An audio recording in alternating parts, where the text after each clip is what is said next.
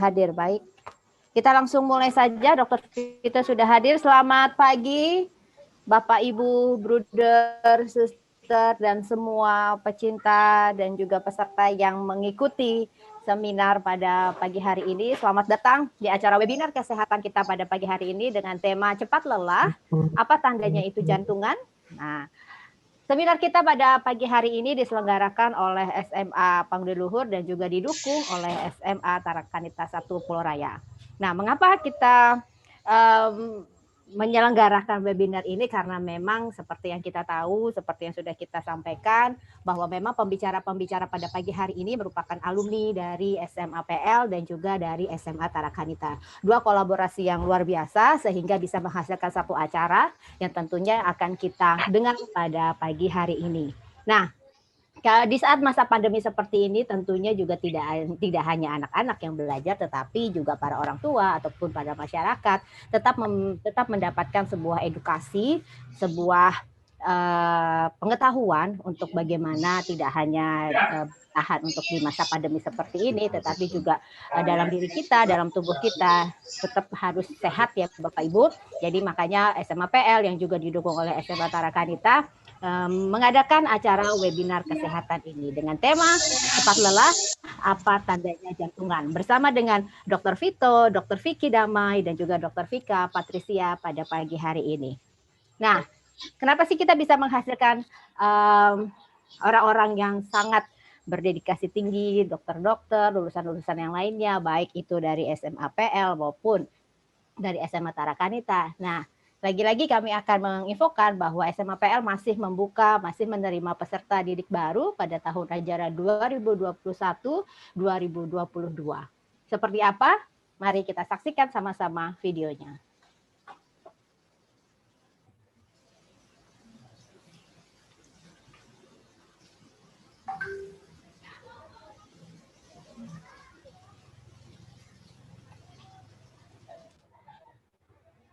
Silakan Ibu Agatha.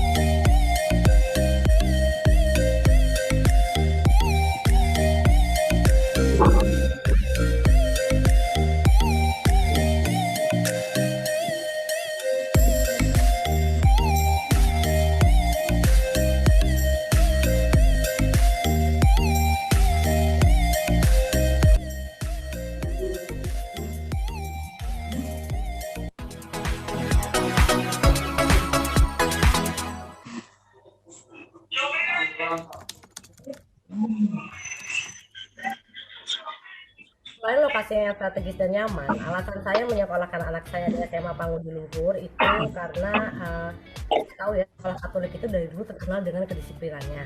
Nah, di SMA PL ini mereka itu dididik untuk memiliki karakter yang mandiri, kreatif, inovatif, dan bertanggung jawab. Jadi mereka itu dididik untuk lebih dewasa, berani mengambil keputusan, tahu resiko yang dihadapi, dan siap bertanggung jawab. Nah, di SMA PL ini juga mereka itu siswa-siswanya tuh berasal dari latar belakang yang berbeda-beda, baik sosial, ekonomi maupun budaya. Tetapi ketika mereka itu masuk ke PL dan mereka berbau satu dengan yang lainnya, mereka itu menjadi satu kesatuan yang solid, yang kompak gitu ya. Mereka tidak membeda-bedakan satu dengan yang lainnya gitu. Mereka nggak perlu jaim ataupun mereka itu nggak perlu malu-malu lagi gitu. Karena ini kan sekolah laki-laki semuanya ya, nggak ada perempuannya. Jadi mereka tuh bisa tampil apa adanya, berekspresi dan menjadi diri mereka sendiri dengan pembinaan dari sekolah. Nah, harapan saya untuk SMA PL ke depannya itu agar tetap solid terus, berprestasi, menjadi sekolah favorit dan unggulan, dan menghasilkan putra-putra yang berkarakter baik, yang memiliki ikatan brotherhood yang positif.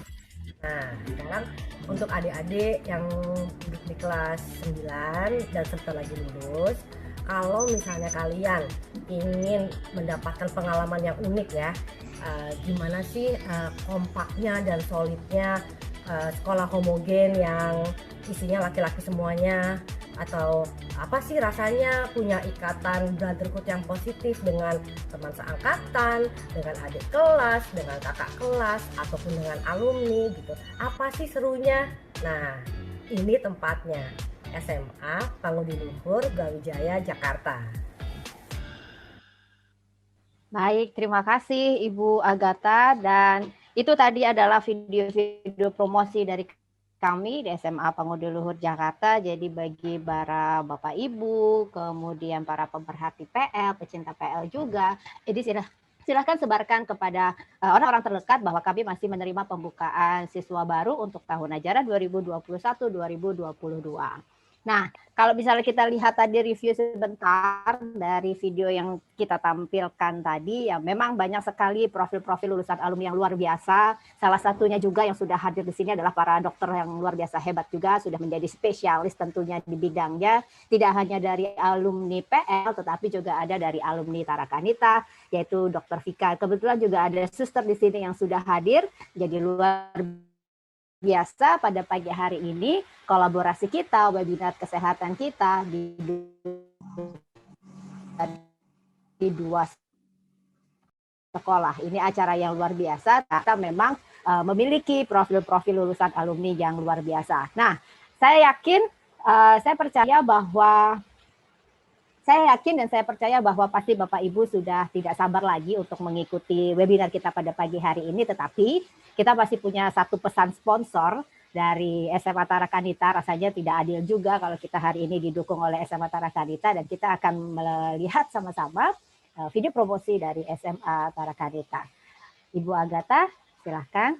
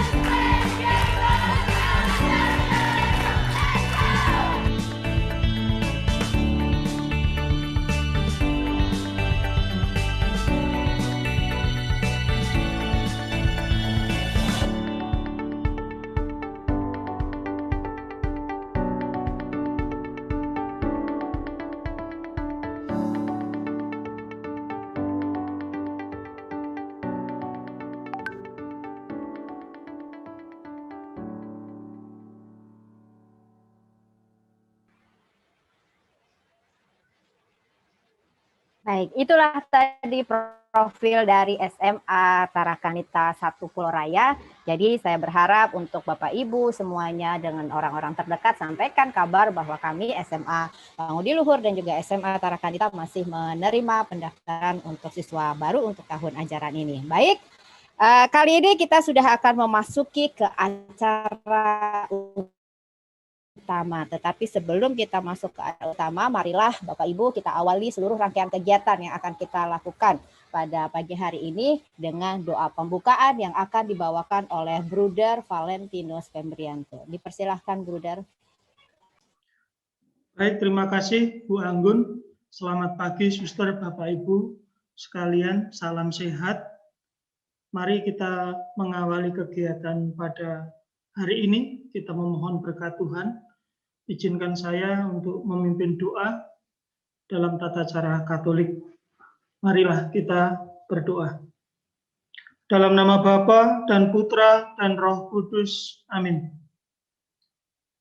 Allah Bapa yang Maha Kasih dan Maha Baik, pada pagi hari ini kami bersyukur kepadamu, Engkau boleh bersama kami, keluarga besar SMA Pangudi Luhur, Jakarta, juga keluarga besar SMA Tarakanita, Jakarta, yang bersama-sama ingin berbagi, yang bersama-sama ingin mensyukuri rahmat-Mu, sehingga pada kesempatan ini kami boleh berjumpa dan boleh berbagi tentang kesehatan, tentang hidup kami, tentang masa depan kami.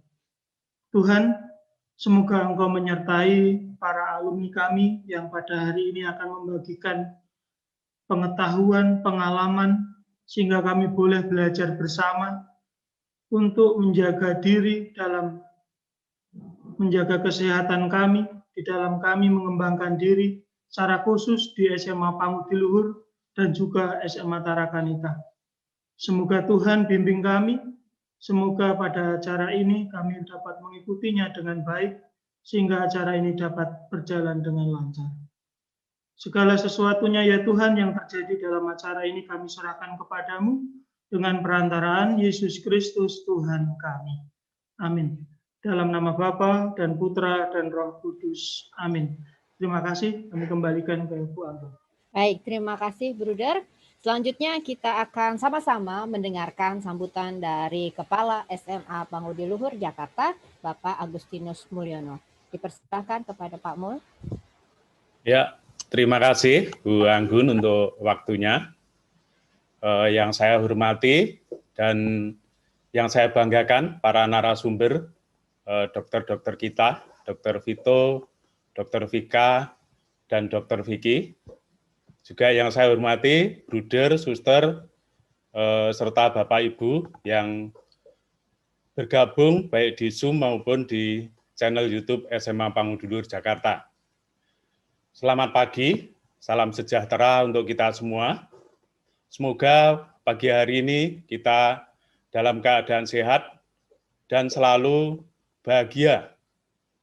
Bahagia itu saya kira saat ini sangat penting, karena hanya orang yang bahagia yang bisa berbagi kebahagiaan untuk orang lain, sehingga bisa meningkatkan imun tubuh kita, sehingga kita tetap sehat.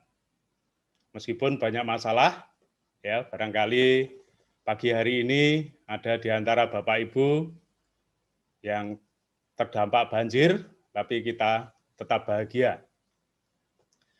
Pagi hari ini kita bersyukur bisa bergabung untuk mengikuti webinar kesehatan yang akan disampaikan oleh para dokter alumni dari SMA PL dan SMA Tarakanita. Harapannya dengan mengikuti webinar ini, kita bisa mendapatkan pengetahuan tentang penyakit jantung, ya, sesuai dengan temanya. Dan tentunya bukan hanya ini saja ya, dokter, nanti harapannya semoga kita hari ini nanti juga bisa mendapatkan informasi tentang pandemi yang sekarang ini masih mewabah, dan juga tentang vaksin yang barangkali di antara kita masih bingung ya, bagaimana cara mendaftarnya dan harus ke tempat kemana. Sebelum acara ini dimulai, mohon izin saya untuk menyampaikan sedikit informasi tentang profil SMA Pangdulur Jakarta. SMA Pangdulur Jakarta itu merupakan salah satu sekolah yang bernaung di bawah Yayasan Pangdulur yang berpusat di Semarang. SMA PL didirikan pada tahun 1965 atas prakarsa dan permintaan Uskup Agung Jakarta waktu itu, dan dengan kepala sekolah yang pertama adalah Bruder Honoratus Knapen FIC, seorang biarawan yang berasal dari Belanda. Prakarsa pendirian SMA Pangdulur Jakarta datang antara lain dari latar belakang bahwa telah berdirinya SMA dengan peserta didik khusus putri, yaitu SMA Tarakanita 1 Pulau Raya. Maka disiapkan SMA Pangdulur dengan peserta didik khusus putra. Dan sampai saat ini SMA PL Jakarta tetap mempertahankan kondisi ini agar bisa menjadi ciri khas sekolah laki-laki semua yang menekankan hidup dalam suasana brotherhood, yaitu persaudaraan sejati. Jadi, secara historis, SMA PL dan SMA Tarakanita memang sudah ada ikatan sejak berdirinya. Maka tidak salah kalau pagi hari ini para alumni dari SMA PL dan Tarakanita, para dokter, untuk berkolaborasi, semoga hal ini bisa menjadi contoh untuk anak-anak yang sekarang masih belajar di SMA PL dan SMA Tarakanita untuk selalu berkolaborasi dalam kegiatan-kegiatan. Demikian yang bisa saya sampaikan. Selamat mengikuti webinar. Semoga kita bisa memperoleh pengetahuan yang baik untuk selalu menjaga kesehatan kita. Dan terima kasih untuk Dr. Vito, Dr. Vika, dan Dr. Vicky yang sudah berkenan untuk terlibat untuk kegiatan ini. Semoga bisa menjadi berkat untuk kita semua. Salam sehat, Tuhan memberkati. Amin. Terima kasih Pak Mul. Terima kasih juga sudah memberikan gambaran juga terkait dengan SMA PL dan juga Tarakanita. Dan Bapak Ibu serta Bruder Suster, langsung saja kita ke acaranya, yaitu webinar kesehatan cepat lelah, apa tandanya jantungan, bersama dengan Dr. Vito Anggarino Damai, Dr. Vicky Adrian Damai, dan Dr. Vika Patricia Damai. Kepada Dr. Vito, halo Dr. Vito, selamat pagi, selamat datang Dr. Vito. Pagi Ibu Anggun, selamat pagi Pak Mulyono, pagi juga brother, suster, guru-guru saya, Bapak Ibu sekalian, selamat pagi. Baik, Dr. Vito, silakan untuk sepenuhnya acara ini saya serahkan kepada Dr. Vito, dan tadi ada titipan pesan ya Dr. Vito, selain tidak hanya yang berkaitan dengan jantung, mungkin nanti bisa ditambahkan juga yang berkaitan dengan pandemi atau bahkan yang saat ini sedang booming vaksin tadi ya dokter. Jadi saya serahkan acara ini ke Dr. Vito secara sepenuhnya. Terima kasih. Ya, baik. Ya, baik, kita akan sama-sama, saya bersama adik saya, tadi sudah diperkenalkan, terima kasih. Saya Dr. Vito, adik saya ada Dr. Vicky yang kedua, dari Panguduluhur, sekarang sedang menempuh pendidikan spesialis penyakit dalam. Dan juga Dr. Vika, ya, sekarang bertugas di Puskesmas rujukan COVID-19 dan juga dia adalah seorang edukator medis di salah satu platform edukasi medis yang Anda cukup kenal lah pastinya. Cuma saya nggak sebutkan di sini. Ya, jadi kami memang kalau misalkan ada orang tua yang menyekolahkan anaknya, lalu adiknya juga dua-duanya di sekolah yang sama, yaitu artinya berarti purna jualnya berarti bagus ya. Dalam arti berarti dia sudah puas dong sama yang pertama ya. Kalau nggak mungkin kan di sekolah ini tempat yang sama ya. Dan kami bangga, kami pernah menjadi lulusan Pangudi Luhur dan adik saya Tara Kanita. Jadi sekarang kami ketika diminta oleh guru-guru kami untuk memberikan webinar ini, kami sangat senang sekali. Saya bahkan membatalkan banyak acara supaya saya bisa hadir di sini. Adik-adik saya juga, mereka tukeran tugas supaya pagi hari ini kami bisa bersama Bapak dan Ibu-Ibu sekalian. Oke, ini hal yang penting yang kami ingin sampaikan ya mengenai jantung. Nanti akan disiapkan sedikit slide saja untuk menjadi gambaran visual ya buat kita supaya bisa membayangkan dari adik saya. Ya, ini jantung ini kita tahu bahwa itu faktor risiko pandemik yang nomor 1 ya sekarang ya. Karena apa? Hipertensi, obesitas, stroke itu semua terkait dan tiga-tiganya bahkan empat-empatnya termasuk jantungnya sendiri itu adalah faktor risiko pandemik. Dan yang lebih ngeri lagi adalah 49% pasien yang dirawat di ICU itu menderita miokarditis atau peradangan jantung langsung. Jadi memang COVID ini bukan cuma paru-paru ya. Dia menyerang pembuluh darah, bikin pembekuan darah, yang kalau orang kemarin lagi heboh di dimer, kekentalan darah, itu sebenarnya kita udah lama tahu sih. Jadi baru hebohnya setahun kemudian ketika ada salah satu motivator yang ngomong mengenai di dimer, padahal kita udah tahu dari tahun lalu, dan memang sudah rutin dilakukan kok sebenarnya. Jadi memang udah tahu bahwa ada pembekuan darah yang lebih sering terjadi pada kondisi COVID-19. Jadi jantung ini memang ya bisa dikatakan satu organ yang penting sekali, dan itulah kenapa saya salah satunya memilih jadi seorang spesialis jantung dan pembuluh darah ya, dua hal yang sangat terkait.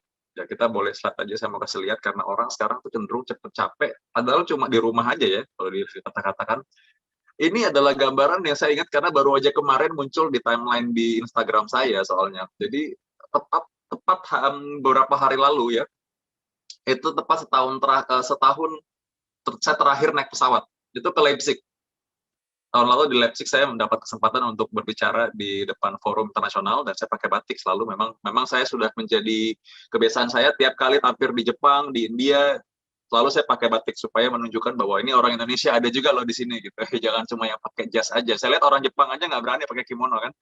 Tapi saya mau nunjukin. Nah, tahun lalu itu persis bulan ini saya memang pas tampil di Leipzig, Jerman untuk bicara mengenai penyakit pembuluh darah. Dan ketika saya pulang, nggak berapa hari kemudian lockdown. Itu yang menurut saya kita semua mungkin sama ya. Nggak tahu dari berapa kalian, bapak-bapak, ibu-ibu sekalian yang sekali ini sudah pernah naik pesawat lagi. Saya sih belum pernah lagi. Itu terakhir saya naik pesawat ke Leipzig, Jerman, dan pulang lagi ke Bali. Dan pas juga lagi hujan kayak gini juga. Waktu itu keadaannya sempat banjir juga waktu itu. Oke, jadi ini sudah lama. Nah, hanya yang kita tahu adalah mungkin perhatian kita akan kesehatan nggak seperti dulu. Sekarang kayaknya orang lebih perhatian kesehatan nih. Jadi saya ada senangnya juga ya kenapa pandemik ini sekarang jadi seperti ini. Ya, kita masuk ke slide selanjutnya ya. Saya mau kasih sesuatu sebelum nanti ke Oke. Saya akan bahas mengenai juga tadi kan diminta tambahan juga mengenai lain selain penyakit jantung ya. Karena kalau Anda boleh search di Google, Anda search Vito jantung atau Vito vaksin atau Dokter Vito mengenai COVID, Anda akan menemukan banyak hal karena memang saya senang sekali memberikan secara gratis apa yang saya punya. Saya ketahui karena saya punya prinsip bahwa dokter itu bukan mengobati penyakit sebenarnya, harusnya dia mencegah orang supaya tetap tidak jadi sakit. Ya, jadi menjaga orang tetap sehat itulah fungsinya dokter. Dan ada dua hal yang saya mau bahas di sini, yang ada di slide saya adalah satu, bagaimana Anda supaya nanti siap untuk menerima vaksinasi. Yang berikutnya adalah bagaimana supaya Anda mempunyai misalnya punya kondisi penyakit tertentu dan Anda bisa tetap stabil mudah-mudahan ya, sehingga Anda bisa melewati masa-masa produktif ini dengan yang baik ya. Jadi dua hal itu yang penting yang menurut saya yang sekarang sedang banyak dibahas. Ya, ini efek samping vaksin juga boleh kalau Anda mau tanya, saya sudah divaksin 2 kali. adik saya juga. Jadi ya kami sudah merasakan. Istri saya dokter juga, dokter ahli patologi anatomi di bidang kanker, dia juga sudah divaksin 2 kali juga. Jadi itu yang akan kita bahas. Nah, sekarang mengenali dulu ya. Kita kalau mau mengenali penyakit, nggak mungkin kan Anda datang, pasien itu datang, sangat jarang lah datang, dok saya penyakit jantung koroner dok, atau dia datang, dok saya diabetes, agak jarang tuh. Datang tuh biasanya dengan keluhan dulu. Nah sekarang bagaimana caranya supaya dia datang dengan keluhan yang masih sangat ringan sekali, sehingga lebih mudah buat pasien itu diobati dan bagi pasien tersebut lebih nyaman juga. Ya, jadi itu bagaimana caranya mengenali lebih awal supaya nggak sampai penyakit yang berat, penyakit yang complicated. Karena lebih baik kita menangani penyakit yang ringan aja daripada yang berat, kan? Buat Anda pun lebih nyaman demikian. Karena itu nanti Dokter Vika yang akan membahas sedikit mengenai penyakit tersebut. Keluhan-keluhan di awal. Silakan Dokter Vika ya. Ya, terima kasih Dokter Vito. Selamat pagi, Suster, Bruder, Bapak Ibu guru, Bapak Ibu orang tua murid. Saya di sini mau menjelaskan dulu sebelum kita bicara tentang penyakit jantung, mungkin kan ada baiknya ya kalau kita itu bicara dulu tentang harusnya tuh jantung itu seperti apa sih kerjanya gitu ya. Nah, jadi ini gambaran jantung kita, Bapak Ibu. Sebenarnya ada 4 ruangan, tapi kita bisa lebih sederhanakan lagi bahwa jantung itu ada 2 pompa. Pompanya ada di bagian kanan dan bagian kiri. Untuk darah-darah yang dari seluruh tubuh itu nanti akan dikembalikan ke jantung bagian kanan. Jantung bagian kanan ya itu yang darahnya warna biru ya. Ini cuma penggambaran aja, darah kita semuanya merah kok ya. Nah nanti darah yang warna biru itu nanti akan masuk ke dalam paru-paru. Nah, di paru-paru itu akan ada pertukaran antara karbon dioksida dan juga oksigen. Nah, darah yang sudah ada oksigennya itu nanti akan dikembalikan lagi ke dalam jantung melalui jantung bagian kiri, baru nanti akan dipompakan ke seluruh tubuh, membawa oksigen, dan untuk juga aliran darahnya nanti akan membawa nutrisi-nutrisi yang penting untuk organ-organ juga ya. Nah, kenapa penting untuk kita mengetahui tentang penyakit jantung ini? Karena kalau kita lihat di sini ya, untuk kematian tiap tahunnya itu sangat tinggi untuk penyakit kardiovaskular ya. Kita bisa lihat di sini ada lebih dari 17 juta ya untuk tiap tahunnya kematian akibat penyakit kardiovaskular. Kemudian kalau misalkan kita breakdown lagi ya, ini untuk yang antara laki-laki dan perempuan itu sama. Ini data tahun 2013 ya, di mana penyakit kardiovaskular itu baik perempuan maupun laki-laki itu menempati urutan pertama ya. Nah kemudian sekarang pertanyaannya adalah kalau misalnya jantung itu memberi makan ke seluruh tubuh, sekarang siapa yang kasih makan jantung gitu? Apakah jantung nggak makan? Enggak ya, pasti kan jantung tetap makan. Nah jantung itu punya pembuluh darah namanya pembuluh darah koroner ya. Kalau misalkan kita lihat di gambar yang sebelah kiri ya, itu gambar pembuluh darah koroner yang kalau dilihat dari pemeriksaan angiografi yang dikasih kontras ya. Jadi itu dikasih pewarna supaya kita bisa lihat pembuluh darahnya kurang lebih seperti itu. Nah, kalau misalnya jantungnya nggak dapat oksigen dan nutrisi, berarti kan dia tidak bisa melakukan tugasnya dengan baik ya, untuk pompa darah, untuk pertukaran, untuk membawa darah ke paru. Nah, jantungnya kita nggak mendapat oksigen dan nutrisi itu misalnya bagaimana? Bisa jadi karena pembuluh darah koronernya itu tersumbat, jadi aliran darahnya berkurang atau bahkan tidak ada sama sekali ya, bisa nutup benar-benar.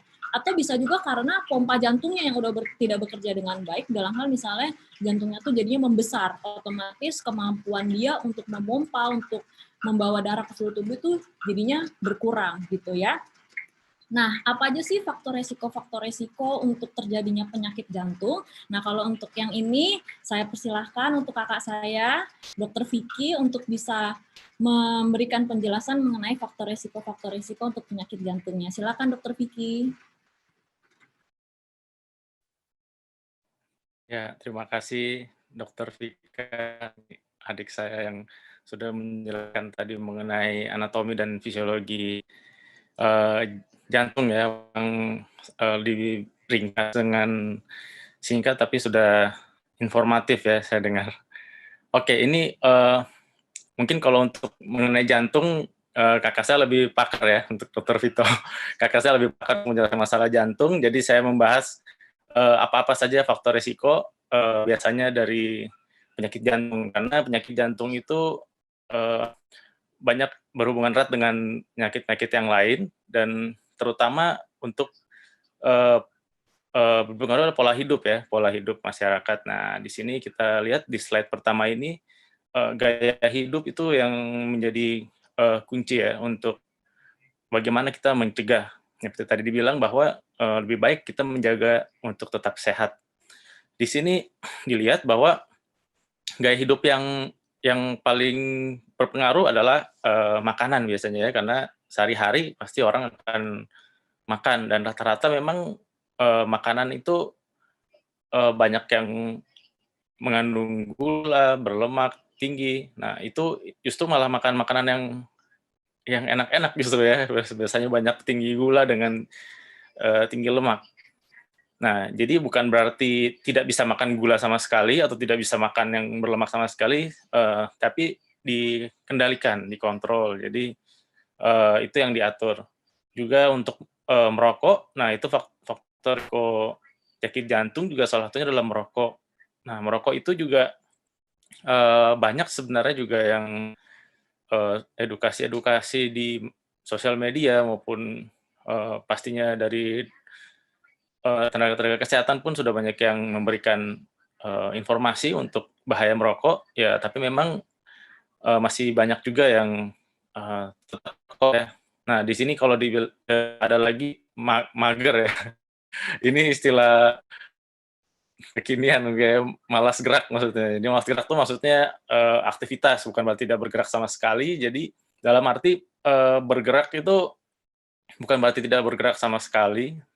Ya sehari-hari orang pasti tetap ada bergerak ya. Cuma dalam arti aktivitasnya itu belum cukup untuk bagaimana kebutuhan membakar kalori atau supaya kalori itu tidak menjadi tertimbun ya, dalam bentuk menjadi lemak yang nantinya akan mempengaruhi pembuluh darah di jantung. Nah, kalau semuanya ini tidak dikendalikan, nah ini semua yang akan menjadi faktor resiko untuk penyakit jantung yang muncul tidak hanya pada saat sudah usia tua ya, tapi dalam usia muda pun juga bisa menjadi faktor risiko untuk penyakit jantung. Nah, boleh nanti dilihat di slide berikut. Nah, ini faktor resiko yang ada ini adalah faktor resiko yang di sini dibilang modifikasi dan bisa dimodifikasi, dalam arti faktor resiko itu dibagi dua ya, ada yang bisa dirubah dan ada yang tidak bisa dirubah. Nah, yang tidak bisa dirubah itu yang dimaksud di sini ya salah satunya usia. Usia ya semakin hari pasti usia kan akan semakin bertambah ya. Kalau misalnya manusia tetap pasti akan bertambah tua ya. Jadi faktor usia ini kita tidak bisa rubah, dan jenis kelamin juga tidak bisa dirubah karena kan dari lahir tidak bisa ada pilihan ya mau memilih jenis kelamin apa untuk lahir, mau perempuan atau laki-laki ya. Itu tidak bisa dirubah. Dan riwayat keluarga. Jadi riwayat keluarga itu contohnya dari orang tua atau dari kakek nenek yang punya riwayat sebelumnya. Nah, faktor modifikasi ini adalah faktor yang bisa dirubah. Jadi dalam arti bisa dikendalikan, bisa diperbaiki. Ya contohnya tadi dari gaya hidup, gaya makan, yang ini yang bisa mempengaruhi kadar kolesterol dalam darah, juga darah tinggi, ya itu juga bisa dikendalikan, bisa dari gaya hidup, juga dari obat-obatan untuk mengendalikan darah tinggi. Juga obesitas ini juga sangat dipengaruhi dari metabolisme, contohnya dari makan. Gaya hidup sedenter ini maksudnya aktivitas olahraga ya, aktivitas fisik, biasanya harus meluangkan waktu ya untuk ada olahraga ya sesuai dengan kebutuhan masing-masing, bukan berarti yang harus dipaksakan olahraga berat gitu, enggak ya, maksudnya sesuai dengan kebutuhan, ya nanti disesuaikan untuk metabolisme masing-masing. Terus ada juga merokok ini yang tadi sudah dijelaskan, merokok itu juga sangat besar ya, sangat besar pengaruhnya dalam metabolisme khususnya untuk faktor risiko pada penyakit jantung. Jadi memang tidak disarankan ya merokok itu. Pasti sudah banyak mendengar edukasi bagaimana bahaya merokok. Dan diabetes, ini juga diabetes yang istilahnya ya gampang-gampang susah ya untuk orang-orang yang sudah penyandang diabetes ya. Jadi saya sebut penyandang diabetes karena bukan penderita diabetes.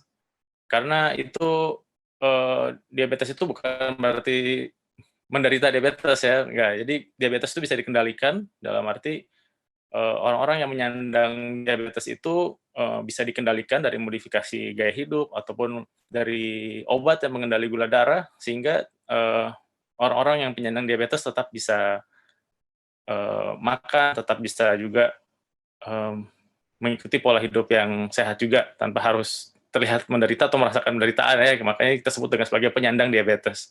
Oke, di slide berikut. Nah, ini untuk kolesterol dan hubungan dengan serangan jantung.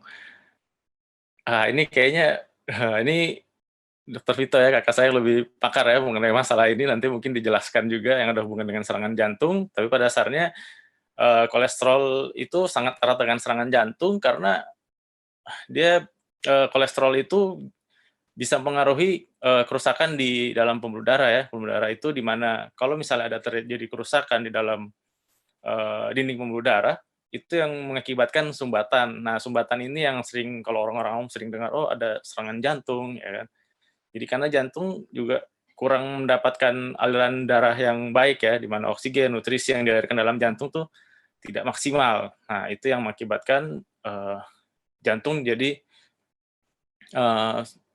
tidak mendapatkan asupan yang maksimal ya dari pembuluh darah. Oke, slide selanjutnya nanti bisa dilihat juga di sini hubungan hipertensi dan penyakit jantung.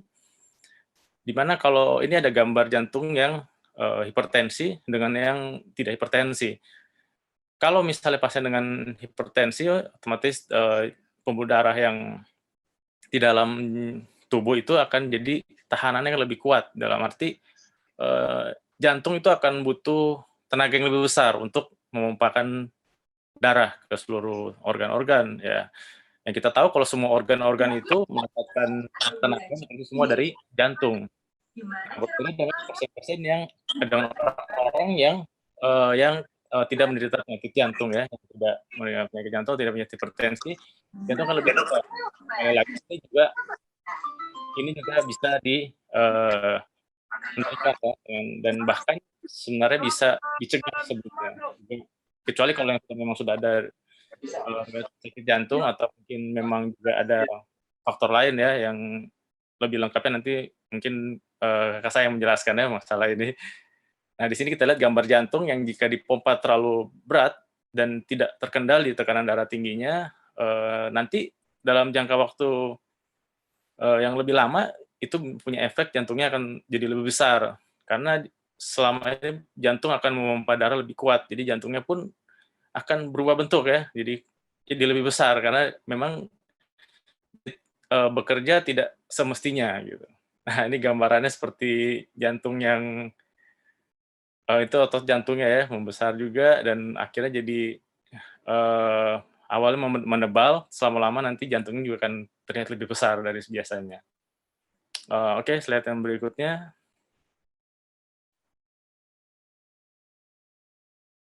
Nah, ini obesitas. Obesitas di sini kita lihat angka obesitas naik terus ya dari tahun 2007, 2013, 2018.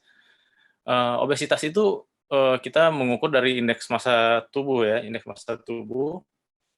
Dimana kalau dari menurut WHO itu di atas 30.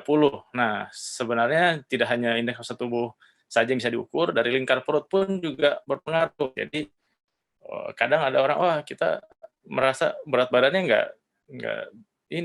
nggak terlalu berat ya, tapi ternyata pas diukur lingkar perutnya lumayan besar ya. Nah, ini yang paling sering, terutama pada kaum bapak-bapak ya, mungkin tahu. Nah, ini obesitas sentral. Jadi biasanya kalau ukur lingkar perut di atas 90 cm, kalau untuk perempuan di atas 80. Nah, itu yang perlu hati-hati juga karena obesitas ini yang cukup banyak ya sebenarnya, juga yang ada di orang-orang di sekitar kita yang tanpa sadar juga lama-lama kok jadi bertambah terus ya gitu berat badan atau lingkar perut mungkin tambah besar, awalnya celana muat terus lama-lama jadi nggak muat juga gitu. Nah, lalu selanjutnya ada lagi di slide berikut nanti kita lihat juga di sini yang paling sering adalah yang banyak orang sudah tahu ya mungkin ya. Ini diabetes ya. Nah, dari pagi ya ada bilang obesitas. Nanti, nah itu obesitas itu memang cukup banyak juga ya memang. Nah di sini diabetes ya, diabetes ini juga yang bisa dibilang cukup banyak dan dibilang gampang-gampang susah ya karena memang mayoritas kan di Indonesia makan nasi ya dan makanan juga rata-rata banyak yang mengandung gula. Jadi memang untuk mengontrol gula darah itu untuk orang-orang yang penyandang diabetes itu memang tidak mudah ya. Nah, jadi ya ini kita bisa lihat, nah ini ada Pak Gigi ya bilang, Pak Henrikus jadi ramping sekarang. Oh ya. Oke. Nah, di sini dilihat untuk diabetes ini ya, diabetes itu sebenarnya ini yang boleh dilihat tanda-tandanya. Kenapa perlu dilihat tanda-tandanya juga? Karena biasa ya pasien-pasien yang di rumah sakit ya yang datang itu awalnya tidak tahu kalau ada kadar gula yang tinggi ya, atau dibilang diabetes ya di dalam saat pemeriksaan.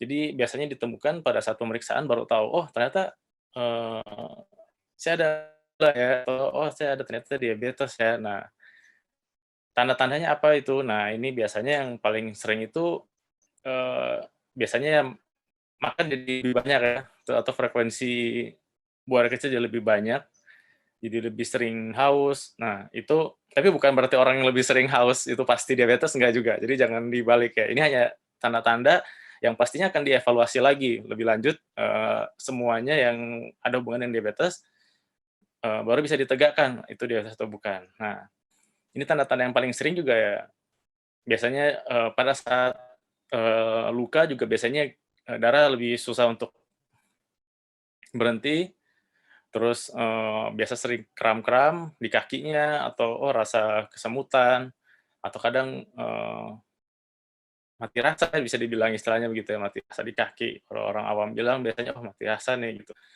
Atau mata agak-agak kabur ya kan, dilihat, "Oh apa ini minus atau apa," gitu. Ternyata pas diperiksa, oh kadar gula darahnya selama ini tinggi, tidak terkontrol. Atau tangannya sering gatal juga atau gampang terkena jamur karena cenderung memang banyak yang seperti itu juga ya, tapi memang bukan berarti kalau gatal pasti diabetes, enggak ya.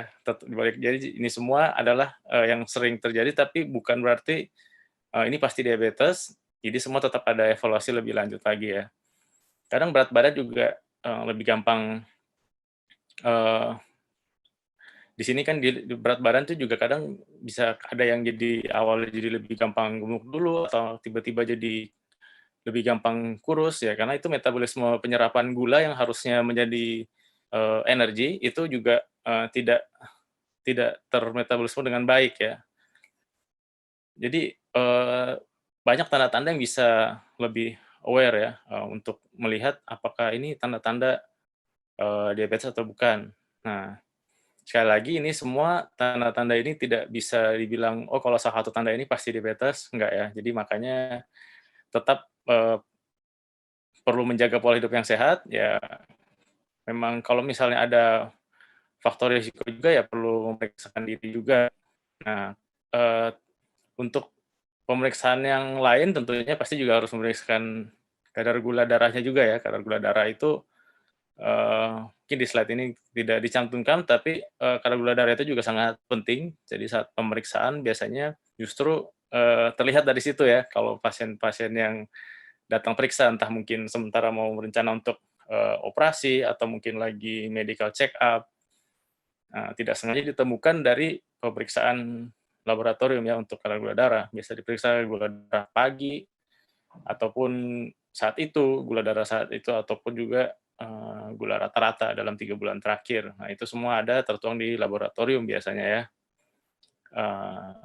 Oke, ini mungkin karena topik hari ini tentang jantung, jadi mungkin lebih banyak akan dijelaskan mengenai jantung ya. Nanti akan dijelaskan kakak saya, Dr. Vito. Ini slide berikut apa? Nah, ini sudah, kalau ini sudah bagian yang jantung yang mungkin kakak saya lebih tahu ya menjelaskan ini. Ya, baik. Terima kasih, Dr. Vito. Tadi sudah masuk dari faktor risiko ya. Faktor risiko itu memang kadang-kadang kita nggak tahu. Masalahnya adalah orang-orang yang diabetes nggak tahu dia diabetes. Orang yang kolesterol tinggi nggak tahu dia kolesterol tinggi. Orang yang hipertensi nggak tahu dia kolesterol tinggi, nggak tahu dia hipertensi juga. Pada kenyataannya ketika kemarin kami tenaga kesehatan, kita ada 1,2 juta orang kira-kira yang divaksin, yang menerima vaksinasi ya. Dan ketika akan divaksin, kalau Anda mau tahu ya, kebanyakan orang itu akhirnya selesai divaksin, tapi ada sebagian yang nggak bisa divaksin nih, hitung-hitung sekitar 20% itu sempat batal divaksin. Tahu nggak kenapa? Hipertensi. Dia nggak tahu dia hipertensi. Dengan hipertensi di awal ditetapkan bahwa harusnya stabil terkontrol 140/90. Di bawahnya itu baru boleh divaksinasi. Mereka nggak tahu kalau mereka hipertensi, jadi ketika baru mau divaksin, batal. Mesti di-reschedule lagi ya. Untung kalau bisa dapat ya.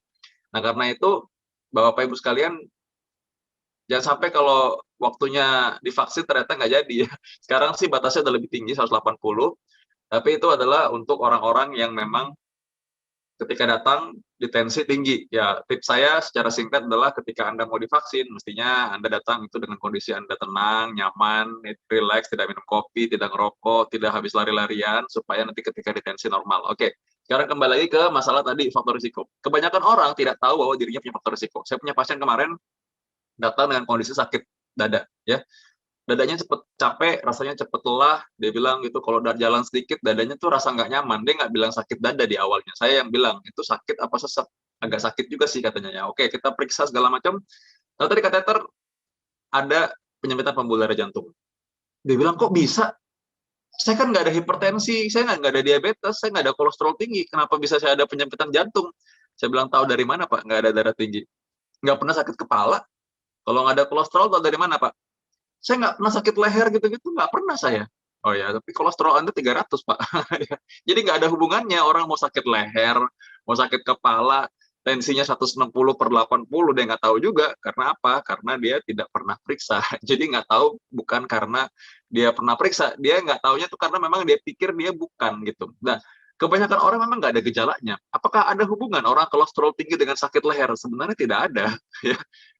Orang yang sakit leher itu banyak, orang yang kolesterol tinggi juga banyak. Anda mau tahu kalau angka di Indonesia, Riskesdas tahun 2013 ya, tahun 2013, berapa banyak orang Indonesia yang kolesterolnya di atas nilai optimal? Di atas 60%. Hampir ya. Dan Anda bisa tahu bahwa sebagian besar orang Indonesia ternyata begitu. Anda mau tahu apakah ada berapa orang yang hipertensi di Indonesia? Riskesdas tahun 2018 kemarin, 34%. Jadi lebih dari 1/4 orang Indonesia itu hipertensi. Di dunia, WHO bilang bahwa 1 di antara 3 orang itu hipertensi. Jadi, memang kita nggak tahu aja kalau orang itu hipertensi, atau orang itu kolesterol tinggi, atau orang itu diabetes. Datangnya biasanya udah keburu cuci darah. Kok cuci darah ya? Padahal kemarin masih sehat-sehat aja sih, kenapa ya kok cuci darah ya? Ya itu, diabetes, ternyata dia nggak tahu diabetes udah lama. Jadi, itu hal yang jamak sekali. Karena itu kenapa kami di sini ada, karena kami ingin memberikan awareness bahwa lebih baik Anda tahu ketika check up, ketimbang Anda tahu udah terlanjur sakit. Susah soalnya, susah buat Anda. Maksudnya gitu. Diobatin macam-macam, udah gitu masih denial lagi ya, masih nggak mau. Masa sih saya hipertensi, udah jelas-jelas tensi 200 gitu ya. Sekarang kalau misalkan dalam kondisi sudah stroke terlanjur ya percuma ya. Salah satu contoh pasien yang hipertensi usia 38 tahun. 38 tahun ya, muda sekali ya. Dia hipertensi ternyata udah 5 tahun yang lalu. Karena dari jantungnya udah tebel ya. Dan dia memang pernah hipertensi, cuma karena masih muda, dia pikir masa sih hipertensi gitu ya. Nah, ketika dia datang, ini pembuluh darah jantung yang normal itu salah satunya yaitu adalah yang bagian yang sebelah kiri Anda lihat itu ada bentuknya seperti huruf C atau huruf L ya. Itu pembuluh darah jantung yang harus seperti itu. Pembuluh darah jantungnya si ibu ini kayak gini bentuknya. Buntu 100%. Gimana nggak datang dengan serangan jantung? By the way, tahu nggak kenapa serangan jantung datangnya gimana waktu itu? Datangnya waktu itu saya ingat datangnya itu jam 2 pagian kira-kira. Dia nggak bilang dia serangan jantung. Dia bilang sakit mah datangnya. Karena keluhannya nyeri ulu hati. Jadi nyeri lambung gitu. Jadi bilang, "Aduh dok, saya datang nyeri lambung nih, nyeri mah gitu." Di telepon saya sama dokter jaga. Dokter jaga bilang, "Oke, dok, ini dari EKG, enzim, dan ini serangan jantung." Tapi ibunya nggak mau. Dari tadi masih nolak. Dia bilang, "Saya nggak sakit jantung. Saya nggak pernah ada keluhan jantung sebelumnya." Oh, pokoknya sama dokter jaga dia berdebat. "Saya nggak ada pernah keluhan jantung. Jangan dibikin jantung. Saya bukan jantung gitu. Saya sakit mah aja. Ini saya udah biasa sakit mah ya." Memang sebenarnya kalau logika aja sih, emang orang sakit mah nggak bisa sakit jantung ya, atau sebaliknya, orang sakit jantung banyak sakit mah juga loh ya.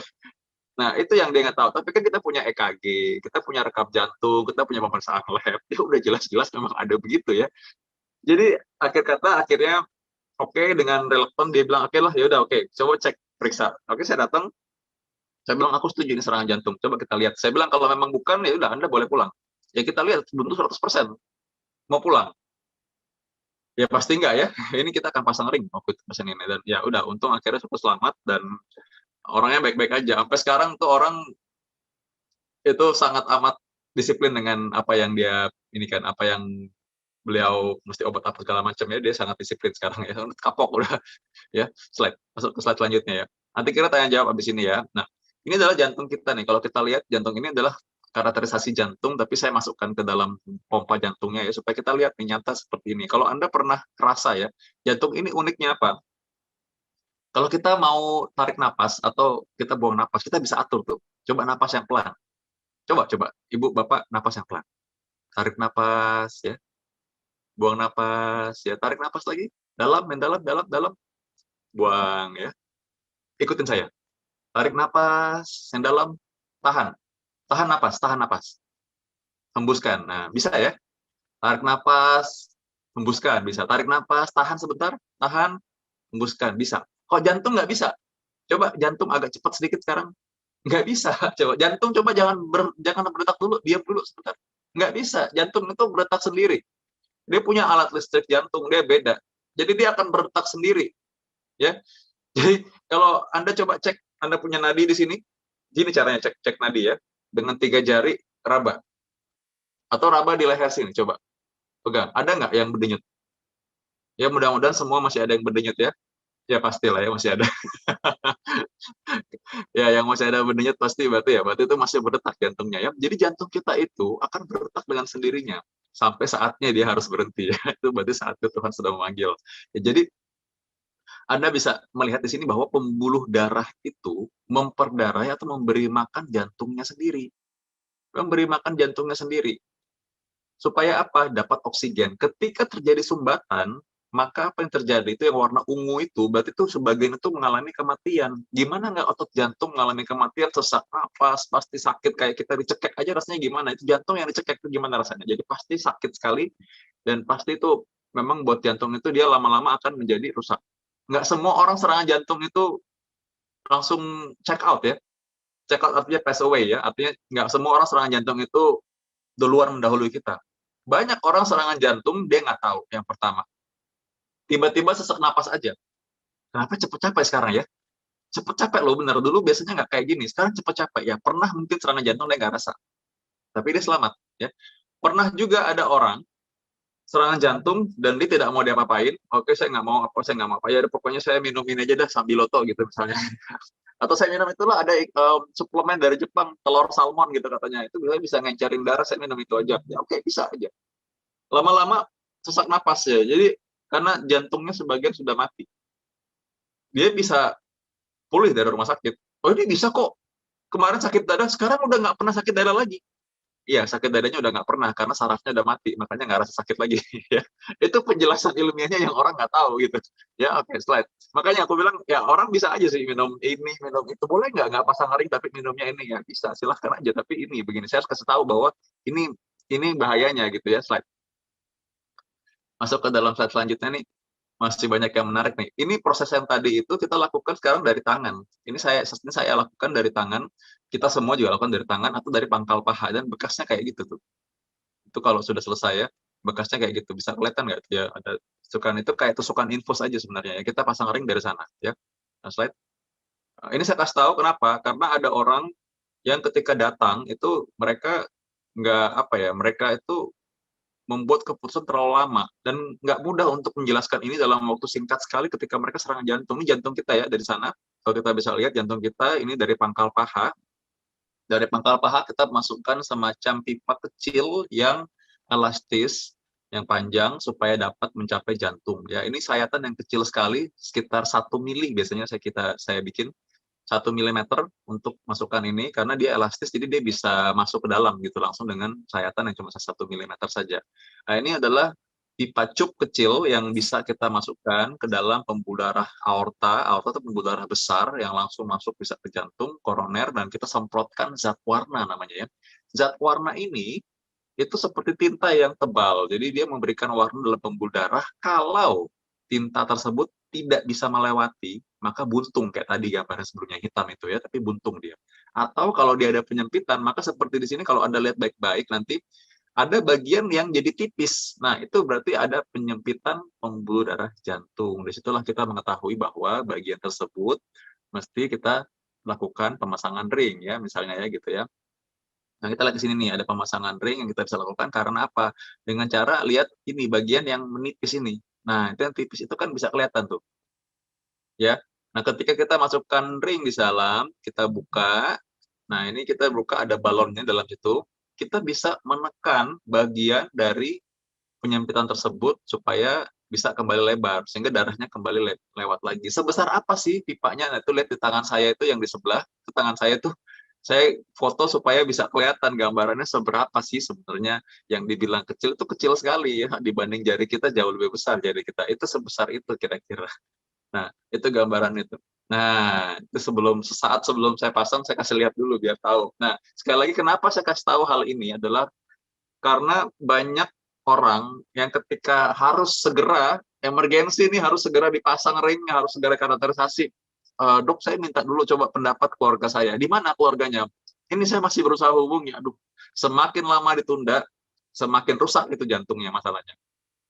Orangnya juga nggak bisa dihubungin lagi kadang-kadang. Atau keluarga besarnya tiba-tiba datang nggak tahu apa-apa nih, nggak tahu sepupu dari pamannya lah. Ini dok katanya yang agak mengerti mengenai kesehatan gitu. Kenapa? Oh, dia katanya jualin produk kesehatan gitu. Oke lah, ya udah. Dia datang, terus boleh nggak dok tunda dulu, dengan gaya sok taunya dia yang dia nggak tahu juga bahwa ini adalah keluarganya yang inti kan. Jadi kadang-kadang akhirnya kasihan pasiennya gitu loh. Jadi saya kasih tahu dulu bahwa ini adalah kadang-kadang hal yang emergensi yang harus segera ditolong, sehingga inilah saya bagikan pengetahuan ini supaya orang tahu apa sih sebenarnya dilakukan ya.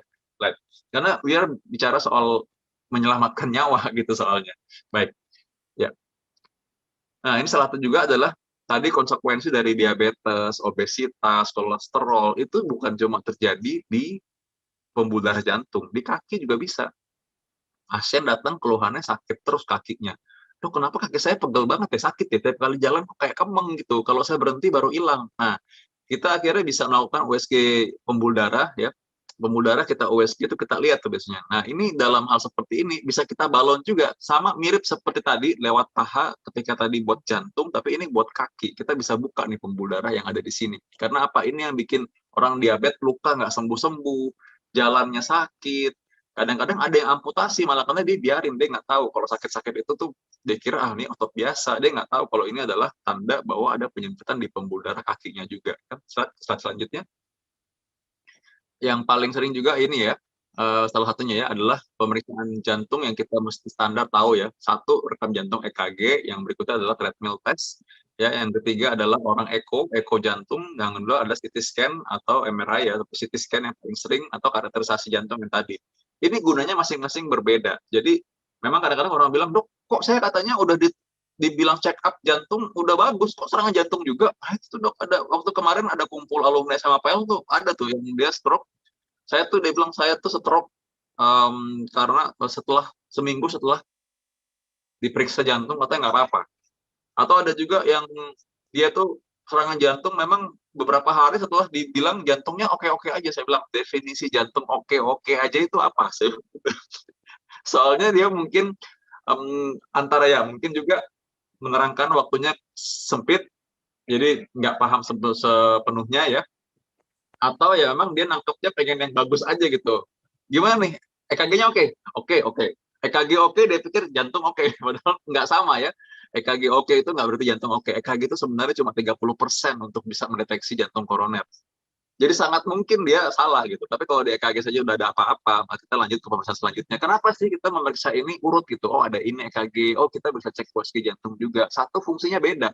Kita periksa irama jantung dengan EKG. Tapi kalau mau lihat katup jantung, fungsi jantung, pompa jantung lewat USG jantung atau echo.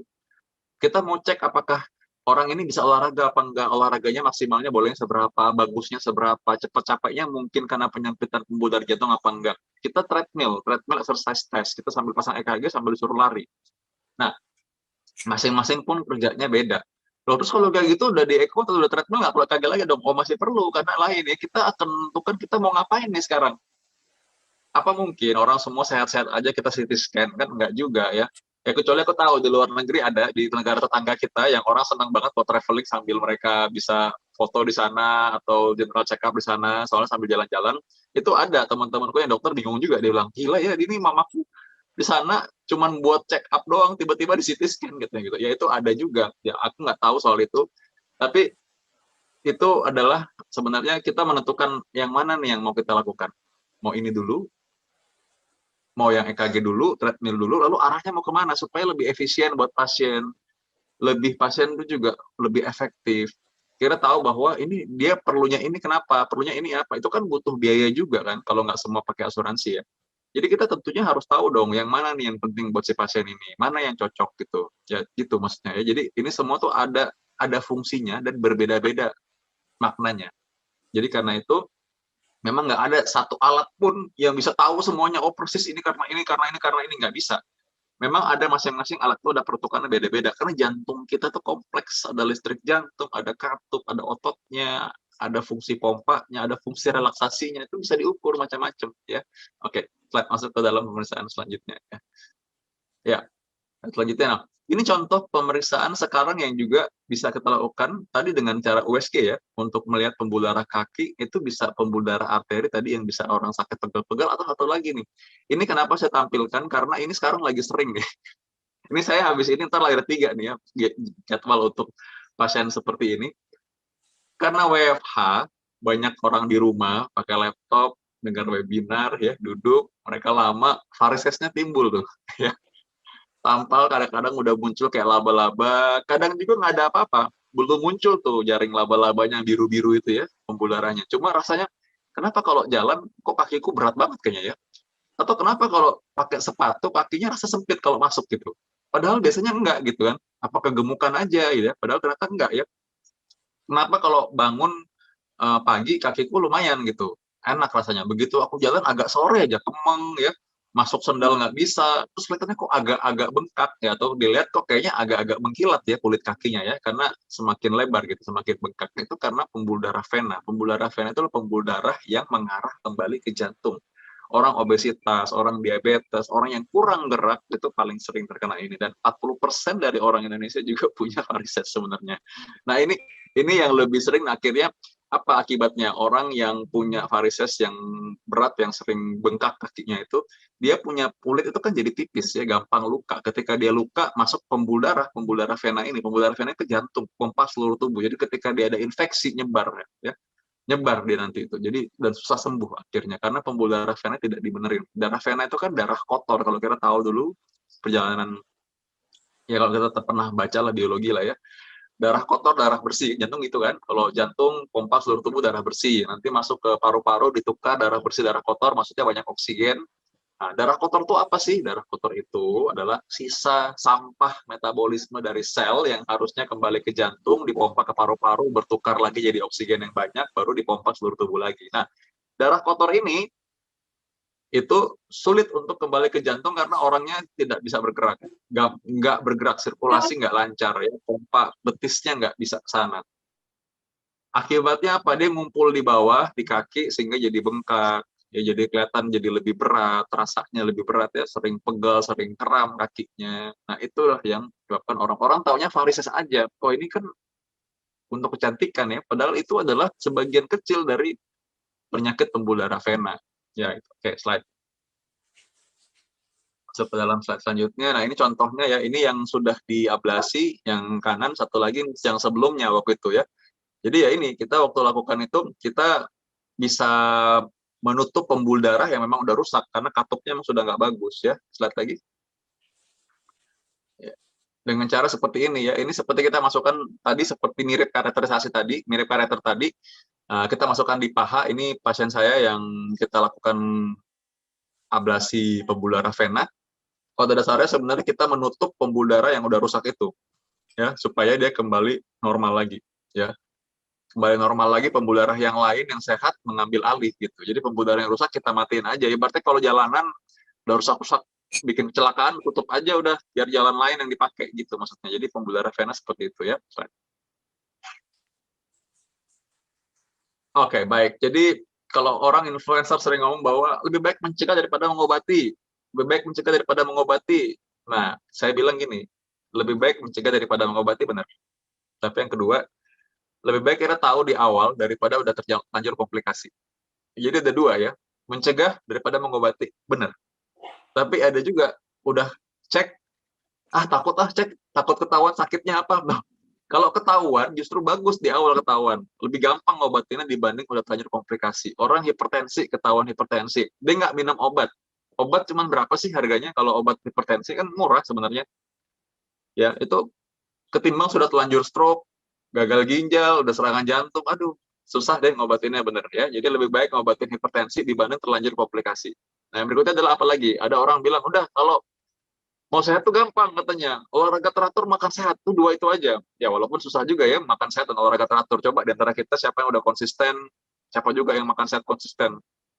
Ada yang mereka lupa ya, adalah deteksi. Medical check up itu penting. Kenapa saya ngomong begini? American Heart Association bilang bahwa kita medical check up jantung itu umur 20 tahun mestinya. Karena orang kelainan irama jantung, orang hipertensi di usia muda, orang obesitas di usia muda, orang kolesterol tinggi di usia muda itu juga banyak.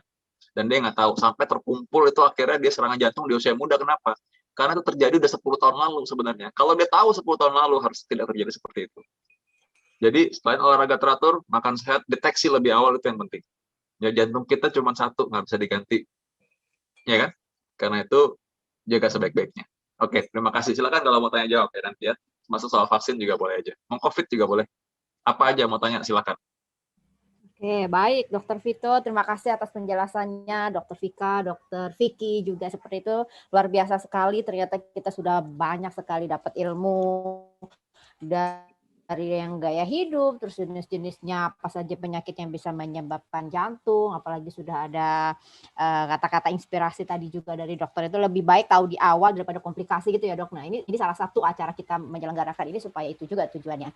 Baik, setelah Dokter Vito banyak menjelaskan, kalau Bapak Ibu mau ada yang bertanya, tapi ini terlebih dahulu ada pertanyaan di chat room Zoom ini ya dok ya. Mungkin saya akan bantu saya bantu bacakan.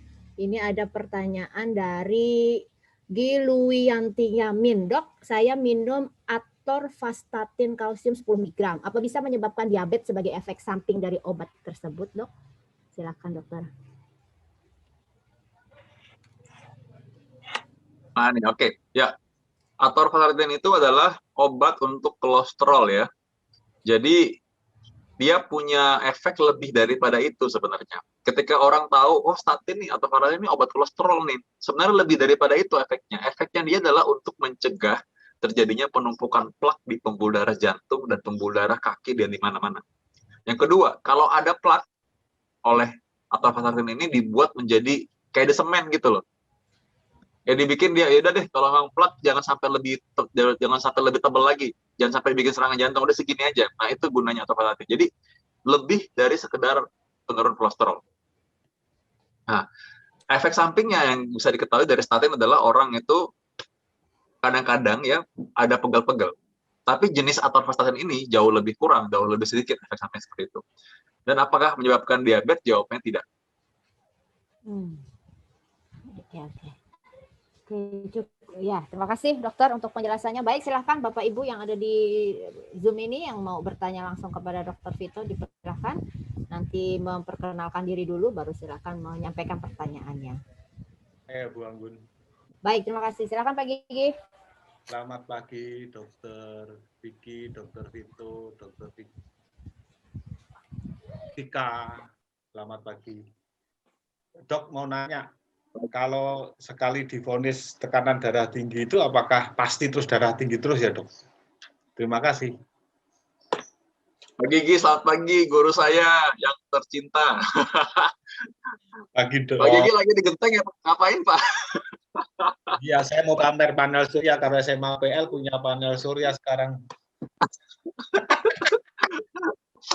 Pak Gigi ini Bapak Ibu yang mau tahu ya, beliau ini sekarang yang, nggak tahu sekarang masih apa enggak, tapi saya diajak sama beliau waktu itu masuk ke dalam sistem e-learningnya Pak Budi Luhur ya. Jadi sekarang itu serba computerized dalam ruangan kelas itu. Jadi belajar itu nggak pakai kapur tulis lagi atau papan tulis dengan spidol lagi, tapi itu full dengan menggunakan komputer dan alat yang high tech. Itu kemajuan menurut saya di anak SMA bisa begitu. Kan saya dulu anak SMA kayaknya nggak sampai begitu ya. Jadi ini luar biasa Pak Gigi nih. Maksudnya kalau kebanyakan seusia senior biasanya kan udah gaptek ya, tapi beliau nih malah mengikuti sekali perkembangan teknologi. Jadi sangat salut beliau bisa memodifikasi cara belajar dan mengajar di Pak Budi Luhur. Selamat Pak. Nah, Pak Gigi, satu, kalau mengenai vonis ya, yang vonis tuh biasanya hakim Pak, kalau dokter sih nggak pernah vonis. Dokter itu mendiagnosis. Nah, ketika hipertensi udah terdiagnosis, dan biasanya kita butuh 2 kali ketemu sama pasien untuk bisa mendiagnosis hipertensi. Karena kalau hipertensi sekali aja kita ketemu hipertensi, itu masih bisa ya sebenarnya reaksi aja, reaktif saja ya. Karena hipertensi bisa terjadi pada orang yang mau ujian. Kalau kita mau mengerjakan soal ujian hipertensi bisa ya, tiba-tiba tensi naik, atau tiba-tiba kita kayak kemarin tuh pasien kasus-kasus orang yang mau divaksin karena tegang mikir, loh nih vaksin pertama nih kan, kita tenaga kesehatan kan misalnya kan dicoba nih vaksin nih bener apa enggak nih, itu banyak yang tekanan darah tiba-tiba tinggi tuh waktu itu. Nah itu tekanan tinggi naik, tapi kita nggak bisa bilang hipertensi ketika baru sekali lihat, kecuali kalau tensinya 180 per sekian, itu udah hipertensi itu ya, kalau memang baru sekali tapi 180. Nah ketika sudah didiagnosis hipertensi, maka memang membutuhkan obat untuk tetap normal tensinya, dan itu oke-oke aja, it's okay. Lebih jauh lebih baik kita mengobati hipertensi ya dengan obat ini sekalipun, daripada kita harus biarkan hipertensi itu minum obat-obat minum ya tanaman-tanaman mungkin herbal yang kita nggak tahu, yang jelas sih nggak menurunkan hipertensi harusnya ya. Ada kalanya hipertensi bisa turun dengan olahraga aja. Kalau orangnya tanpa gejala, usia masih muda, kita udah cek jantung oke, ginjal baik, lain-lain oke, dan ternyata tensinya cuma 150 per sekian, masih bisa.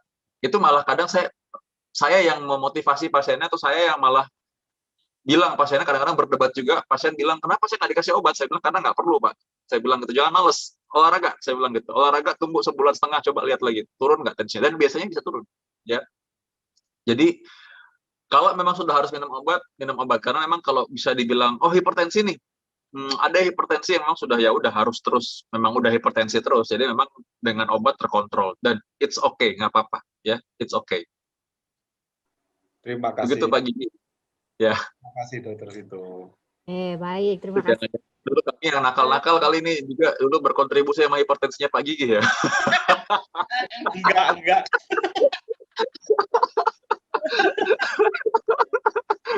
Salah satunya Dokter Vito. Rajin.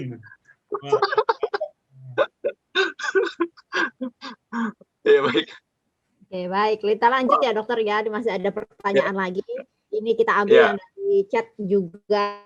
Ini dari C. Kriswara, dokter, apakah sering atau mudah berdebar-debar merupakan gejala penyakit jantung? Dan satu lagi ada dari Suster Pauleta. Selamat pagi Dokter Vito, sering dikatakan bahwa tanda-tanda penyakit jantung adalah sering sesak dan kaki bengkak. Apakah benar seperti itu? Jadi bisa dijawab sekaligus ya dokter, mungkin ini bisa berhubungan. Terima kasih. Oh ya, baik. Mungkin yang apa pertama dulu kali, Bu Anggun. Supaya nggak kecampur. Oh ya, yang pertama dulu. Pertama apa tadi? Iya, apakah sering atau mudah berdebar-debar merupakan gejala penyakit jantung? Nah, itu dok. Oh ya, oke. Sering berdebar-debar mungkin. memang karena berdebar-debar itu biasanya tanda gangguan irama jantung ya. Nah, irama jantung ini juga bisa berhubungan dengan lemah jantung juga. Tapi tenang dulu ya, nggak semua debar-debar itu merupakan sakit jantung. Itu yang pertama. Itu tenang dulu ya. Yang kedua, nggak semua gangguan irama jantung itu merupakan gangguan yang harus diobati atau harus dilakukan tindakan tentu ya. Jadi belum tentu. Ada gangguan irama jantung yang ringan yang kita diamkan aja nggak apa-apa kok sebenarnya. Ya, jadi tenang dulu ya. Oke. Nah, tapi kita harus tahu nih yang mana yang kita harus tahu bahwa ini debar-debar dan merupakan gangguan jantung. Debar-debar yang bikin pingsan. Debar-debar yang disertai keringat dingin. Debar-debar yang kalau dirasa terutama ketika lagi capek, sesak napas muncul. Debar-debar yang muncul tanpa ada apa-apa. Contoh kalau kita debar-debar ketika tahu, wah ini besok harus nyiapin soal ujian nih. Banyak, karena tadi pas dicetak tuh ternyata kok ada yang kurang gitu. Nah, itu debar-debar masih wajar gitu ya, karena memang itu bagian dari respon alami tubuh kita. Tapi kalau nggak ada apa-apa, lagi diam tiba-tiba debar-debar sendiri, nah itu aneh sebenarnya. Memang bisa dicek. Ceknya paling ringan dengan EKG saja. EKG itu minimal di EKG atau selain EKG, kita perlu mungkin selanjutnya perlu cek yang lain, stress test, mungkin EKG dengan treadmill, atau kadang-kadang ada yang perlu kita echo juga, ada yang perlu EKG dipasang sampai 5 hari, ada juga EKG yang dipasang sampai 5 hari itu nanti. Jadi ada banyak modalitasnya untuk mengetahui. Jadi kalau jantung itu ketika kita nanya apa keluhannya debar-debar saja kita harus hubungkan dengan yang lain. Nah, kita cari lagi penyebab yang lainnya apa supaya sampai kepada kesimpulan debar-debar tersebut gitu. Ya. Satu lagi tadi apa ya Bu Anggun ya? Oke, baik. Kita yang ke berikutnya, ini dari Suster Pauleta. Selamat pagi, Dokter Vito. Sering dikatakan bahwa tanda-tanda penyakit jantung adalah sering sesak dan kaki bengkak. Apakah benar seperti itu, Dok?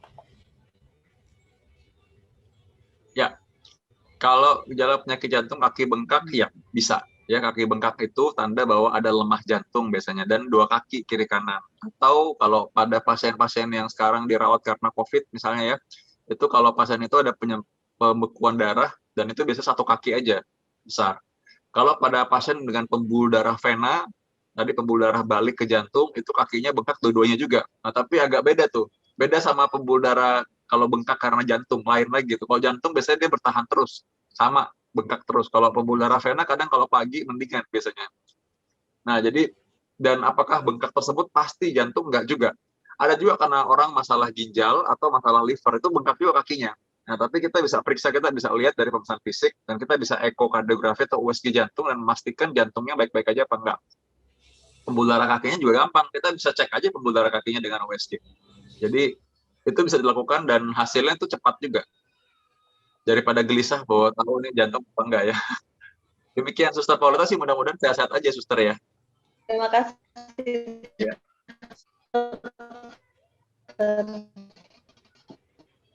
Ya, Suster. Sampai hari ini sehat. Ya. Oke, baik. Kita lanjut dokter, ini masih ada pertanyaan lagi. Ini dari Bambang Sis PL80. Mau tanya Dokter Vito, tadi dijelaskan beberapa tes terkait penyakit jantung, pertama EKG, kedua treadmill, ketiga dan keempat. Pertanyaannya, tadi dijelaskan Dokter Vito beberapa keperluan tes dimaksud. Mungkin Dokter Vito bisa jelaskan maksud dari tes-tes itu terkait gejala penyakit jantung. Terima kasih, salam sehat. Gitu Dok, monggo dijawab. Oke, baik. Tes-tes itu memang ada ininya Pak Babang. Jadi tes itu memang ada indikasinya. Kalau EKG itu biasa paling standar ya. Kita bisa cek itu orang yang lagi cek biasa. Kalau standar banget begitu kita ketemu pertama kali kita EKG pasti kita cek. Itu kayak pas fotonya lah orang kalau ketemu pertama kali sama dokter jantung bisa di EKG pasti. Itu irama jantung bisa kelihatan di sana. Kalau ada kelainan kayak pembesaran jantung bisa kita lihat juga di situ. Kalau ada orang dengan pembuluh darah yang tersumbat bisa kita lihat juga di situ. Kalau ada orang yang pernah serangan jantung bisa kita lihat di sana juga. Kalau ada orang yang bengkak jantungnya bisa kita lihat juga di sana. Ada orang dengan gangguan penyakit katup bisa kita lihat juga di sana. Ada orang dengan gangguan jantung bawaan bisa juga kita lihat di sana. Nah, tapi kata Dokter Vito ini kok beda-beda? Kok bisa kelihatan semua? Ya bisa, tapi dengan catatan ya. Tidak semua langsung kelihatan di sana. Kalau kita lihat tanda-tanda tersebut di EKG, berarti pasti ada sesuatu kan. Nah, kita baru, oke, kalau gitu kita memastikan nih masalah katup. kita eko. Oh, kita pastikan nih masalah penyempitan pembuluh darah jantung, treadmill dulu atau CT scan. Oh, atau kita perlu kateter langsung nih. Itu kita lihat dari EKG. Tapi EKG normal, ada kelainan jantung bisa nggak? Sangat bisa. Sangat bisa. EKG normal, kelainan jantung ada. Sangat bisa. Dan itu sering. Jadi karena itu EKG itu selalu di paling awal. Kayak dia men-screening dulu gitu. Kalau ada orang yang memang kelainan, EKG aja kelainan, berarti pasti selanjutnya mungkin ada kelainan juga. Nah, kita mesti cek lagi tuh, lebih advance lagi kan, cek yang lain-lain, eko, EKG, CT scan, mungkin perlu kita kateter dan lain-lain. Tapi kalau EKG nggak ada apa-apa, justru kita harus cari tahu lagi, oke, apa lagi yang kita mesti periksa? Coba cek fisiknya, tanya lagi apa keluhannya. Dari situ kita tentukan, oh, Pak, kayaknya memang kita eko dulu deh. EKG normal, tapi ternyata jantungnya menebal, bisa orang hipertensi. Atau kita EKG normal, tapi ternyata punya penyempitan pembuluh darah jantung sampai harus bypass. Sangat bisa, sangat bisa. Jadi EKG itu adalah di awal sekali. Nah, eko atau USG jantung ini fungsinya lebih ke kita memeriksa, banyak sih fungsinya ya. Kita bisa cek tadi pembuluh darah, kita bisa mengecek katup jantung, kita bisa pompa, dan dia fungsinya menilai anatominya tuh, lihat ya. Lihat tuh, katupnya kayak klep jantung tuh kayak pintunya jantung gitu. Oh, ini ada yang longgar nih gitu. Atau dinding jantung, oh ini ada yang bolong nih, waktu lahir kemarin memang dari awal nih, dari lahir bawaan begini gitu, itu bisa kita lihat. Nah, kalau CT scan umumnya lihat pembuluh darah, ada penyempitan apa enggak. Nah, jadi itu banyak sekali fungsinya memang. Dan kegunaannya itu juga tergantung dengan kondisi klinis si pasien tersebut. Jadi kadang-kadang ada suami istri datang dengan, pasien saya ada nih, kebanyakan sih datang udah suami istri ya, udah biasa kan datang suaminya, jadi istrinya juga ikut kan, jadi datang juga periksa, istrinya periksa juga misalnya.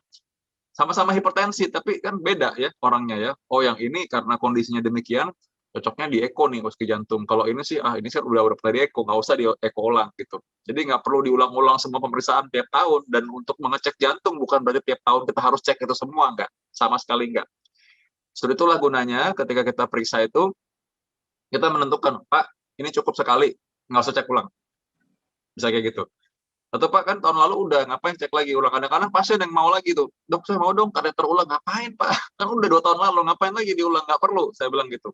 Ada juga yang kebalikannya, perlu kita ulang Pak, ini harus diulang Pak. Karena dari gambaran ini, EKG-nya demikian, dari gambaran ekonya demikian. Jadi itu sangat-sangat individualisme. Jadi harus personalize gitu loh Pak. Begitu Pak Bambang.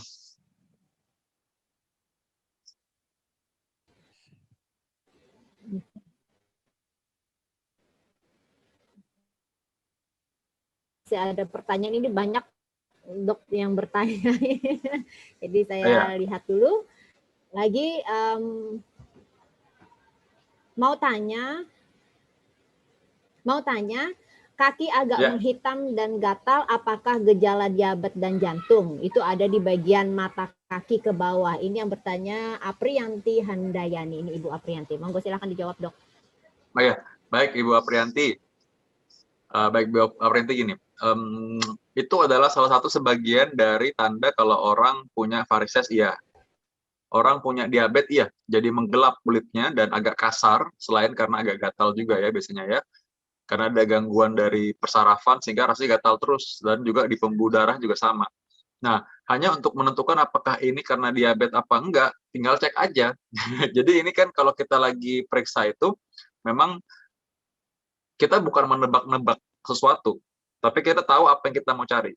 Itu bedanya kalau misalnya kita lihat pasien dan kita mau periksa ya. Kita bukan nebak-nebak, oh karena ini cek ini deh, ini cek ini. Kita bukan lagi kayak ngeliat Google gitu. Kalau kaki bengkak apa ya gitu. Soalnya orang kalau lihat Google tambah serem nanti biasanya. Ada temanku tuh ngeliat Google kemarin, dia bilang keluhannya cepat lelah. Dia periksa leukemia, kanker darah, loh kok tambah serem jadinya. Padahal kan nggak seserem itu ya. Karena cara berpikir Google belum bisa menyamai cara pikir dokter gitu. Kita nggak dilatih untuk seperti itu. Jadi gini caranya. Orang kaki gelap memang bisa. Warna menggelap karena orang pembuluh darah jantung misalkan, apalagi cepat gatal. Mungkin saja ada penyempitan di pembuluh darah jantung dan dia menghitam. Tapi hitamnya di mana dulu nih? Kalau di ujung jempol, ujung-ujung jari kaki, nah mungkin saja pucat, nah udah mulai nggak berasa kakinya, mungkin karena diabetes dan penyempitan pembuluh darah kaki. Kalau dia letaknya agak di atas tumit, misalnya lukanya basah, atau dia hitam tapi agak gelap dan sama kiri kanan, mungkin varises. Atau kalau dia agak menggelap tapi warnanya agak kemerahan gitu dan dia agak gatal, mungkin juga karena akibat diabetes atau mungkin karena neurodermatitis misalnya, karena dia stres lalu rasa garuk-garuk. Nah, gimana cara nentuin ya? Gampang, periksa aja. Kalau gula darah semua normal, puasa normal, HbA1c juga normal apalagi, ya pasti bukan karena diabetes lah. Yakin dok? Yakin. Ya kalau normal kok, apa yang mau diperiksa? Pasti bukan diabetes. Gampang sekali. Apakah ini karena varises? Ya tinggal periksa. Kalau USG jantungnya, kalau USG pembuluh darahnya normal juga, ya pasti bukan karena varises lah. Kalau semuanya normal berarti apa? Lah itu baru cari yang lain. Yang cari yang lain itu kan berarti tidak begitu fatal ya. Tapi kalau cuma karena gatal-gatal, misalkan karena kelainan kulit ya berarti kan normal dong. Ya sudahlah, itu mah nggak terlalu bikin stres lah ya.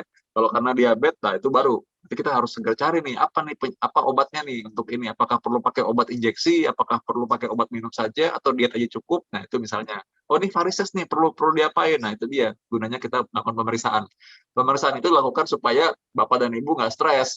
Karena kalau kepikiran ini, ada pasienku cepet capek. Dia 10 tahun, bayangkan. Dia nggak pernah mau bilang kalau dia cepet capek. Dia pernah ronsen sekali, dia bilang jantungnya besar.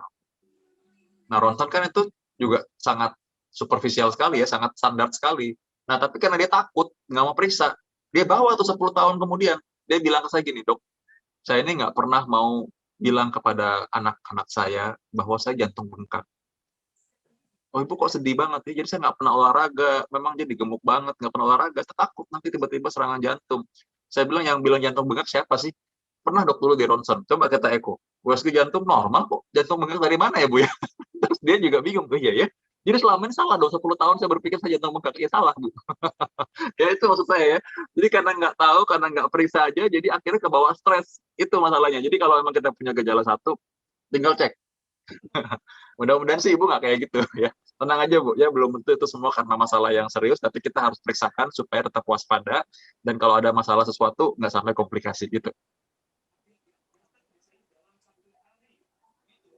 Oke, baik Dr. Vito, untuk Bapak Ibu ini pertanyaannya lumayan banyak, jadi nanti saya tutup pertanyaannya ini nanti di jam 10.40, nanti setelah itu saya tidak akan menanyakan ke Dr. Vito. Jadi ini pertanyaan lagi ya Dr. Vito yang berikutnya dari Pak Edi Sugianto Kalbar. Ini ada 3 pertanyaan nih dok. 1, makanan apa yang perlu dihindari untuk menjaga kesehatan jantung? Yang kedua, apa pengaruh tekanan darah tinggi maupun tekanan darah rendah terhadap kerja jantung? Dan yang ketiga, olahraga apa yang paling tepat untuk menjaga kesehatan jantung? Itu dok, monggo dijawab. Oh ya, baik-baik. Wah, ini Ibu Anggun pintar milih pertanyaannya ya, karena dibilang pertanyaan penutup, tapi pertanyaan penutup yang dipilih malah yang memang sebagai konklusi juga. Bagus. Yang tadi pertanyaan nomor 2 apa Bu Anggun tadi? Itu dulu saya jawab supaya bisa sekalian konklusi. Nomor 2 itu tadi ya, kalau nggak salah apa tadi, hipertensi ya? Ya oke. Yang kedua ya, tadi tunggu sebentar. Yang kedua apa pengaruh tekanan darah tinggi maupun tekanan darah rendah terhadap kerja jantung? Ya, oke. Ya, baik. Itu penting sekali memang karena banyak orang yang hipertensi. By the way, kalaupun ini memang waktu yang batasi kita, tapi saya ada website drvito.com, saya ada di Instagram, saya ada di FB page juga, saya ada di Babe, saya ada di YouTube. Tinggal kalau memang butuh menanya tinggal ada di YouTube juga. Di website juga ada tuh, ada juga nomor hotline, bisa tanya ke asisten saya juga, ada asisten saya nyambungin saya nanti. Kalau ada ini saya jawab. Kalau ada pertanyaan yang belum terjawab di sini ya.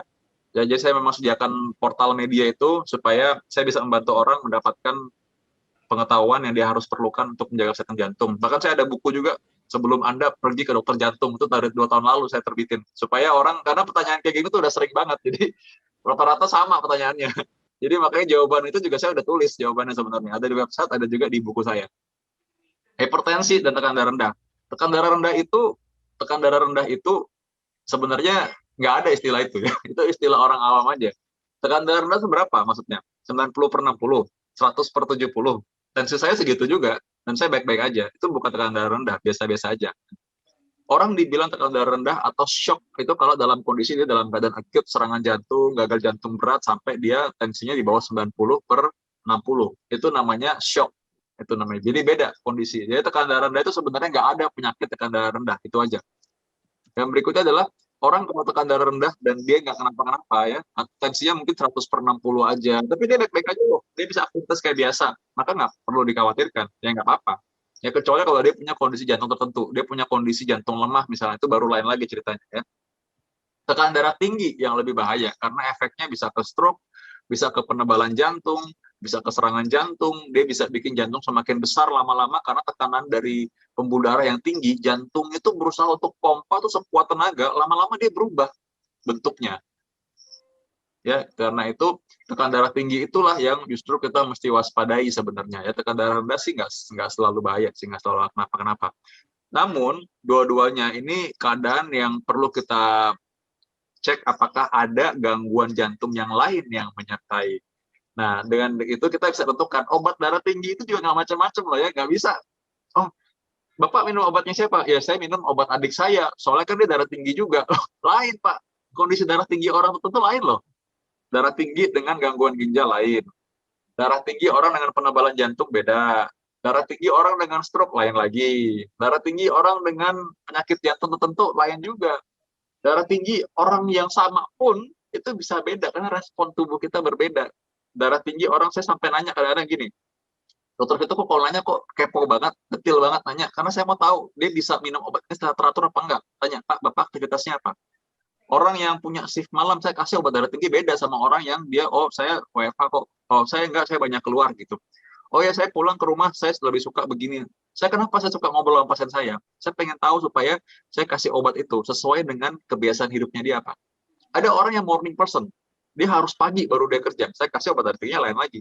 Ada orang yang dia kalau kerja itu sukanya malam, nah saya kasih darah tingginya lain lagi. Ada orang yang suka lupa, ada yang orang suka minum obat darah tinggi sekalian banyak, ada orang suka minum darah tinggi mau satu aja, obat darah tinggi juga beda. Jadi karena itu sesuai dengan kebutuhan orangnya akan sangat berbeda. Karena obat darah tinggi itu akan butuh panjang, itu jadi teman orang darah tinggi tuh ya. Jadi karena itu seperti vitaminnya dia lah ya. Karena itu mesti diminum bukan cuma sekali 2 minggu saja. Itulah demikian. Makanya karena darah tinggi penting untuk kita waspada dan penting untuk kita tanya persisnya, tahu persisnya orangnya ada masalah apa. Itu dia ya. Tadi mengenai makanan dan olahraga. Nah, ini penting nih. Makanan. Saya bukan orang yang tipe orang yang membatasi ini itu nggak boleh, ini itu nggak boleh, ini itu. Karena kalau dipikir-pikir semua orang dibatasin akan nggak makan pasti. Dan semua orang itu akan berbeda responnya. Contoh nih ya, kalau misalkan Anda orang dari Sulawesi ya, makan cabai pasti senang. Tapi kalau Anda mungkin tinggalnya di Jawa, ya mungkin nggak terlalu suka makan cabai. Tapi sama makan kecap misalnya gitu. Itu akan lain berbeda.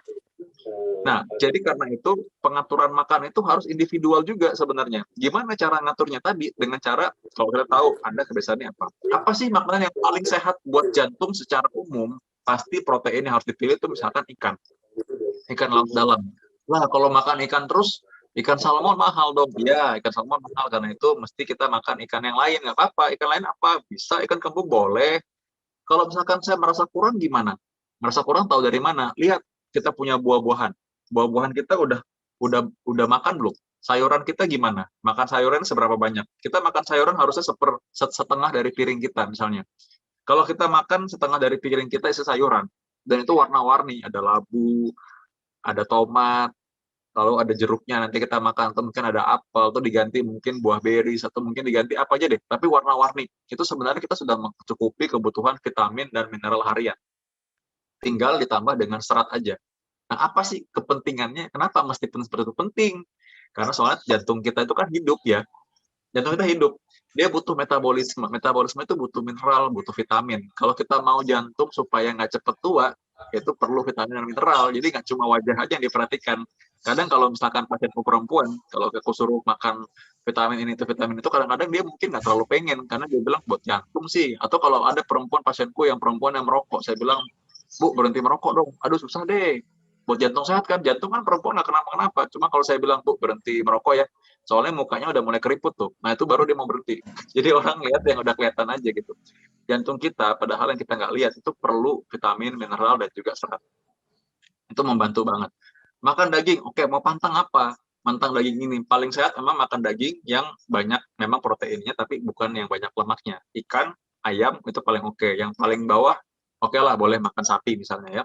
Nah, tapi artinya gini, bukan sama sekali nggak boleh makan sih, ya boleh aja kalau mau dimakan, tapi cara pengolahannya gimana? Kalau Anda misalkan mengolah itu harusnya ya bukan dengan digoreng sebisa mungkin. Kalau mau ya ditumis, karena kita toh butuh lemak juga dari minyak. Untuk membahas ini semua kita butuh satu seminar lagi mengenai makan yang sehat buat jantung ya. Jadi akan sangat panjang dan itu individual banget. Sekali lagi di buku saya ada. Saya udah tulis itu karena panjang banget nih. Karena banyak orang yang tanya nanti, saya nggak boleh makan ini, nggak boleh makan itu. Ada juga pasien saya habis dipasang ring, dia cuma dikasih makan sama istrinya, makan bubur putih tiap hari, darah tinggi dia. Marah loh beneran. Marah, dia sampai curhat sama saya tuh karena dia bilang, dok bilangin dong istri saya, masa tiap hari saya 2 minggu ini makan bubur putih terus. Saya nggak nafsu makan itu bukan makanan sehat. Itu salah. Jadi karena itu kita harus tahu makan sehat yang enak itu seperti apa. Nanti deh ya kalau ada kesempatan berikutnya, panjang banget soalnya itu. Ya berikutnya lagi mengenai olahraga. Olahraga itu kita nanya dulu nih, olahraga ini buat apa nih sebenarnya? Olahraga itu kan banyak. Olahraga buat bersihin rumah, itu lain lagi, itu namanya sibuk ya. Olahraga apa? Olahraga kalau kita sehari-hari, yang pasti kalau kita nyapu dan ngepel itu adalah aktivitas fisik. Itu jauh lebih mending daripada kita ngapa-ngapain. Tapi itu buat olahraga, karena nggak bisa diukur dan nggak bisa ditetapkan ukurannya kayak berapa persen dosisnya, itu nggak bisa. Nah, tapi itu lebih mendingan lah daripada ngapain. Yang saya mau bilang adalah gini, olahraga yang sehat buat jantung sebenarnya mudah sekali. Cukup Anda jalan kaki cepat, atau Anda lari, kalau Anda masih mampu lari, atau sepedaan, minimal 30 menit. Dan itu agak beda tuh, kalau misalkan Anda dibilang tujuan olahraga buat apa nih? Karena olahraga tuh macam-macam tujuannya. Kalau Anda mau punya otot yang six pack, itu lain olahraganya. Jadi memang bukan begitu caranya. Ini kan kalau Anda misalnya nanya olahraga untuk jantung, seperti apa? Nah, karena itu agak lain tuh. Dan itu ada dosis olahraga. Kita bisa memberikan resep olahraga itu seperti apa sih untuk orang itu, dan itu individual. Mampu nggak dia berolahraga seperti ini? Sanggup nggak sih? Salah satu tesnya adalah treadmill. Nah, karena itu bisa dikasih resep olahraga. Jadi untuk setiap orang, olahraga yang bagus untuk jantung apa aja? Sebenarnya individual juga. Oh, Anda bagusnya ini, Anda bagusnya ini dengan sekian. Tapi rata-rata saya bisa bilang, olahraga aerobik 30 menit sehari, bisa mungkin, ya, dengan kecepatan itu 70% detak jantung maksimal, maka itu adalah yang bagus buat Anda. Nah, berapa tuh 70% dari detak jantung maksimal? Itu harus dihitung, makanya nanti mesti dihitung, ada rumusnya sebenarnya. 220 kurang usia dikali 70%. Lalu seperti apa? Itu di treadmill sebaiknya. Karena kalau kita bilang itu untuk semua orang, ternyata Anda olahraga tiba-tiba serangan jantung, lain lagi ceritanya. Jadi karena itu agak beda tuh nanti ya mengenai resep olahraga. Itu juga nanti bisa digabung dengan makanan kalau mau dibahas. Ya itu sih sementara itu ya Bu Anggun ya. Soalnya baik. panjang sekali kalau dijelaskan. Ya, baik. Terima kasih Dokter Vito. Minta maaf kepada Bapak Ibu sekalian, mengingat Dokter Vito itu kan juga sudah banyak janjian juga dengan pasien-pasien lainnya ya Dok. Jadi waktunya juga terbatas. Dan enggak. Bukan gara-gara itu juga lah. Kan Bapak Ibu juga pasti sibuk lah, pasti ya. Sama-sama. Cuma itu panjang banget aja, nanti nggak fokus. Nanti apa yang saya sampaikan nggak inget pasti. Aku udah itu rata-rata webinar itu ya, kalau lebih dari 20 menit orang nggak ingat apa yang saya sampaikan biasanya.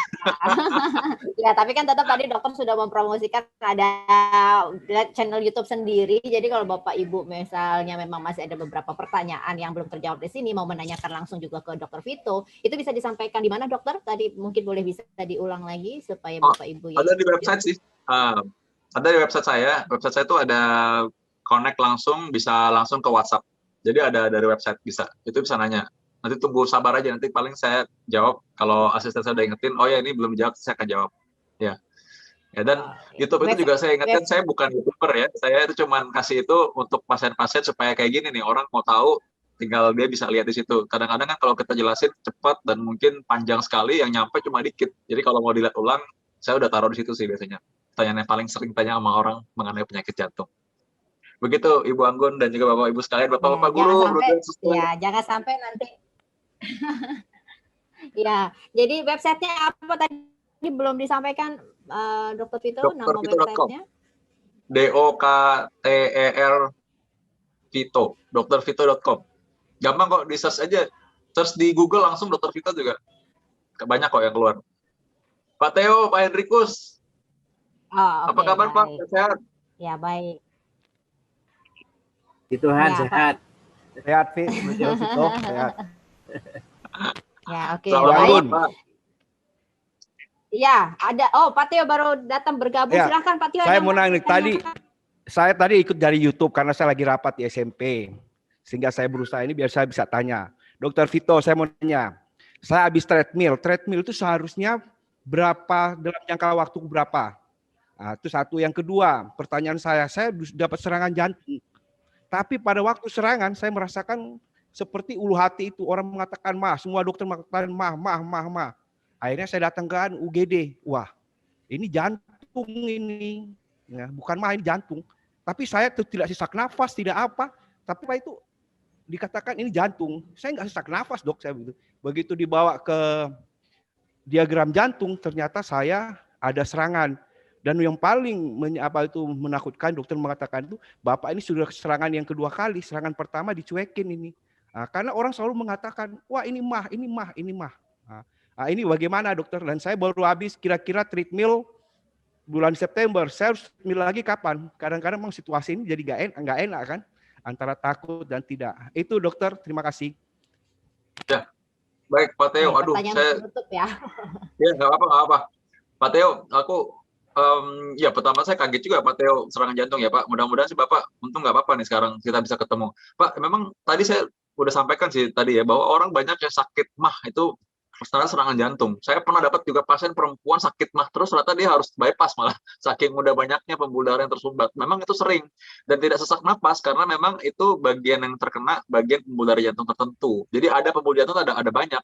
Nah, pembuluh darah jantung yang bagian bawah itu memang dia kalau menyerang bagiannya kecil, jadi rasanya kayak sakit mah.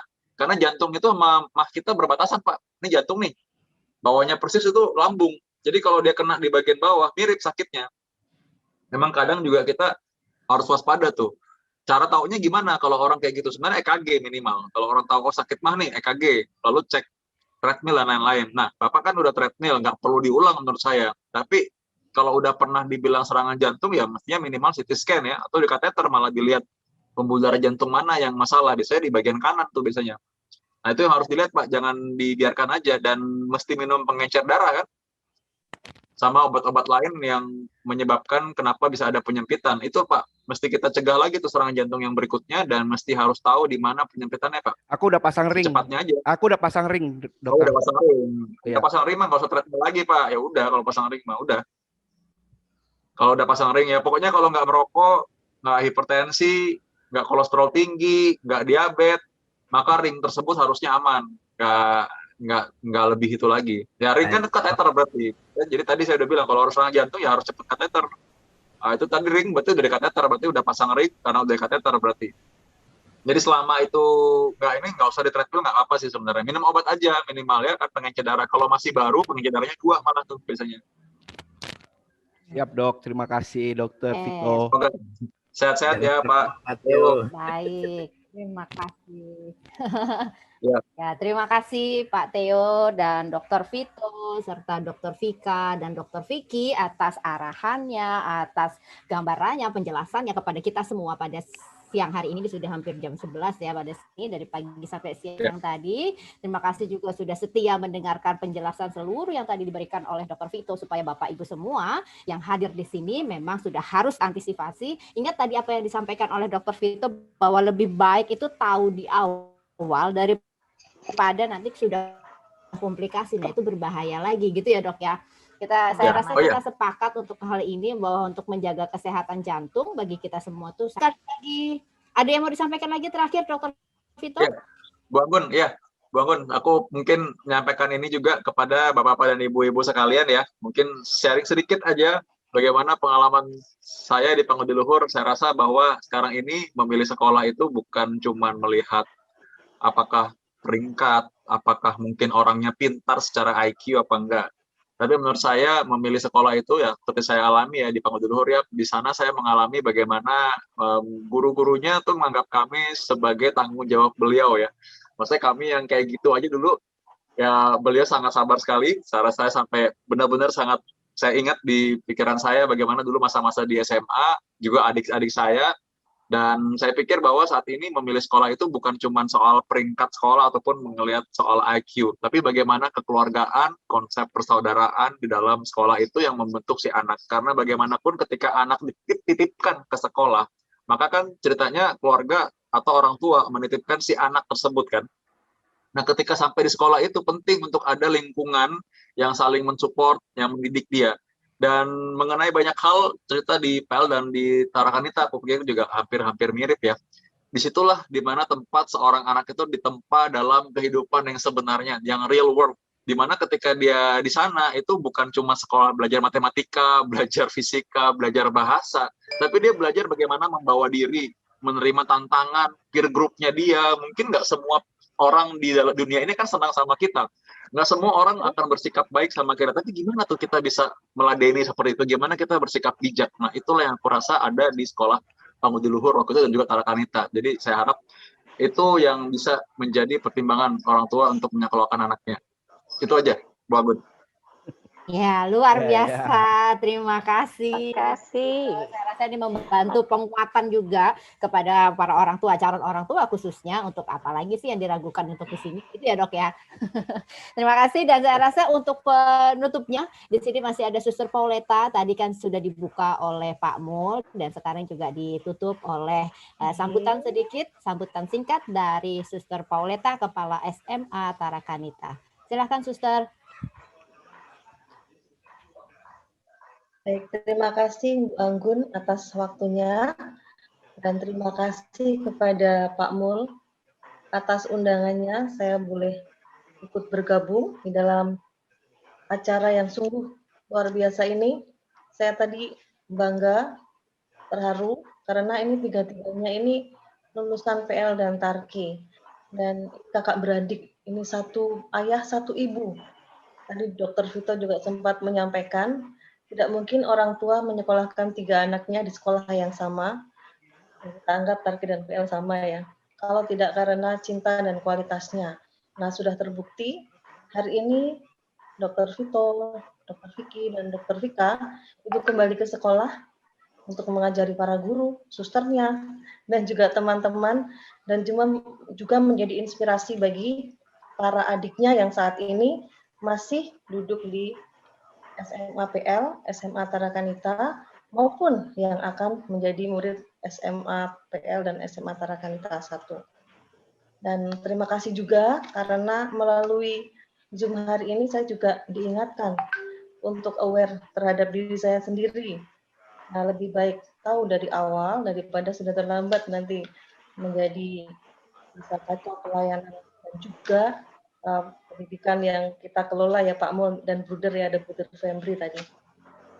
Terima kasih untuk kerjasama yang senantiasa terjalin antara SMA PL dan juga Tarakanita. Semoga kita tidak hanya anak-anak yang berkolaborasi, tapi juga Bapak Ibu guru juga.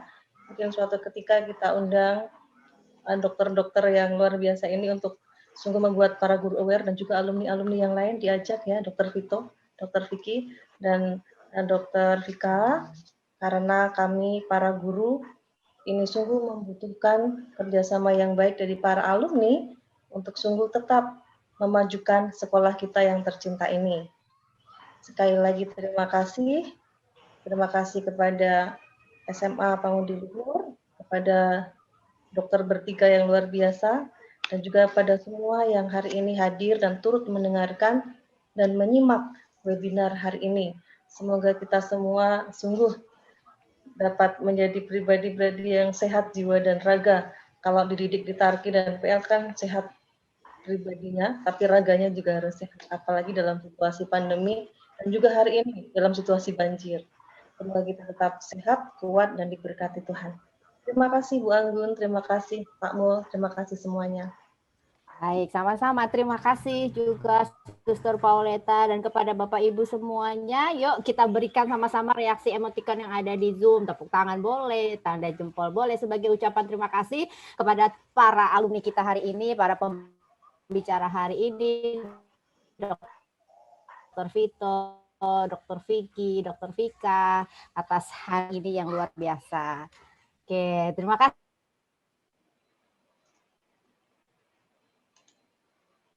Thank you, Dokter Kakak Beradik. Edukasi kepada para masyarakat juga. Ya.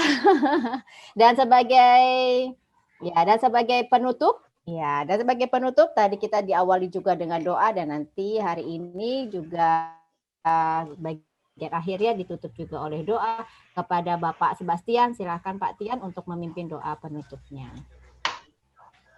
Terima kasih Bu Anggun atas waktunya. Bunda, Suster, Bapak Ibu yang terkasih, mari kita tutup webinar kesehatan hari ini dalam doa. Mohon izin doakan saya pimpin dengan tata cara agama Katolik. Mohon dukungannya untuk berkeyakinan lainnya. Mari kita hening sejenak. Dalam nama Bapa dan Putra dan Roh Kudus. Amin. Allah Bapa, Maha Kasih, puji dan syukur atas rahmat kesehatan yang masih kita peroleh hingga saat ini. Kami bisa berkumpul dalam webinar kesehatan hari ini. Kami pun juga mengucap syukur dan berterima kasih atas hari ini. Acara webinar dapat berjalan lancar dan kami bisa mengetahui manfaat penting serta pencerahan berkaitan dengan kesehatan. Bapa Maha Baik, kami juga berdoa untuk para narasumber, Dr. Vito, Dr. Vicky, dan Dr. Vika yang sudah mau membagikan informasi hari ini. Kiranya Engkau selalu memberikan kesehatan beserta keluarga terkasih. Bapa Maha Baik, kami juga berdoa untuk aktivitas kami selanjutnya. Kiranya Engkau selalu memberkati dan menuntun kehidupan kami. Semua doa yang jauh dari sempurna ini kami satukan ke dalam tangan-Mu, demi Kristus Tuhan dan pengantara kami. Amin. Dalam nama Bapa dan Putra dan Roh Kudus. Amin. Terima kasih. Saya kembalikan ke Bu Anggun. Oke, baik. Terima kasih Pak Sebastian. Terima kasih untuk Bapak Ibu semua yang sudah hadir pada acara seminar hari ini. Dan terima kasih khususnya kepada Suster Pauleta, kepada Dr. Vito, Dr. Vicky, dan Dr. Vika. Sampai ketemu lagi kita untuk di webinar-webinar berikutnya. Semoga nanti kalau diundang mau bersedia hadir lagi ya dokter ya. Terima kasih untuk Bapak Ibu semuanya peserta yang hadir di sini. Salam sehat selalu untuk kita semua dan mohon maaf apabila selama penyelenggaraan acara webinar ini mungkin tidak berkenan di hati Bapak Ibu. Kami Kuda Besar mohon maaf dan terima kasih dan sampai jumpa lagi. Selamat siang Bapak Ibu.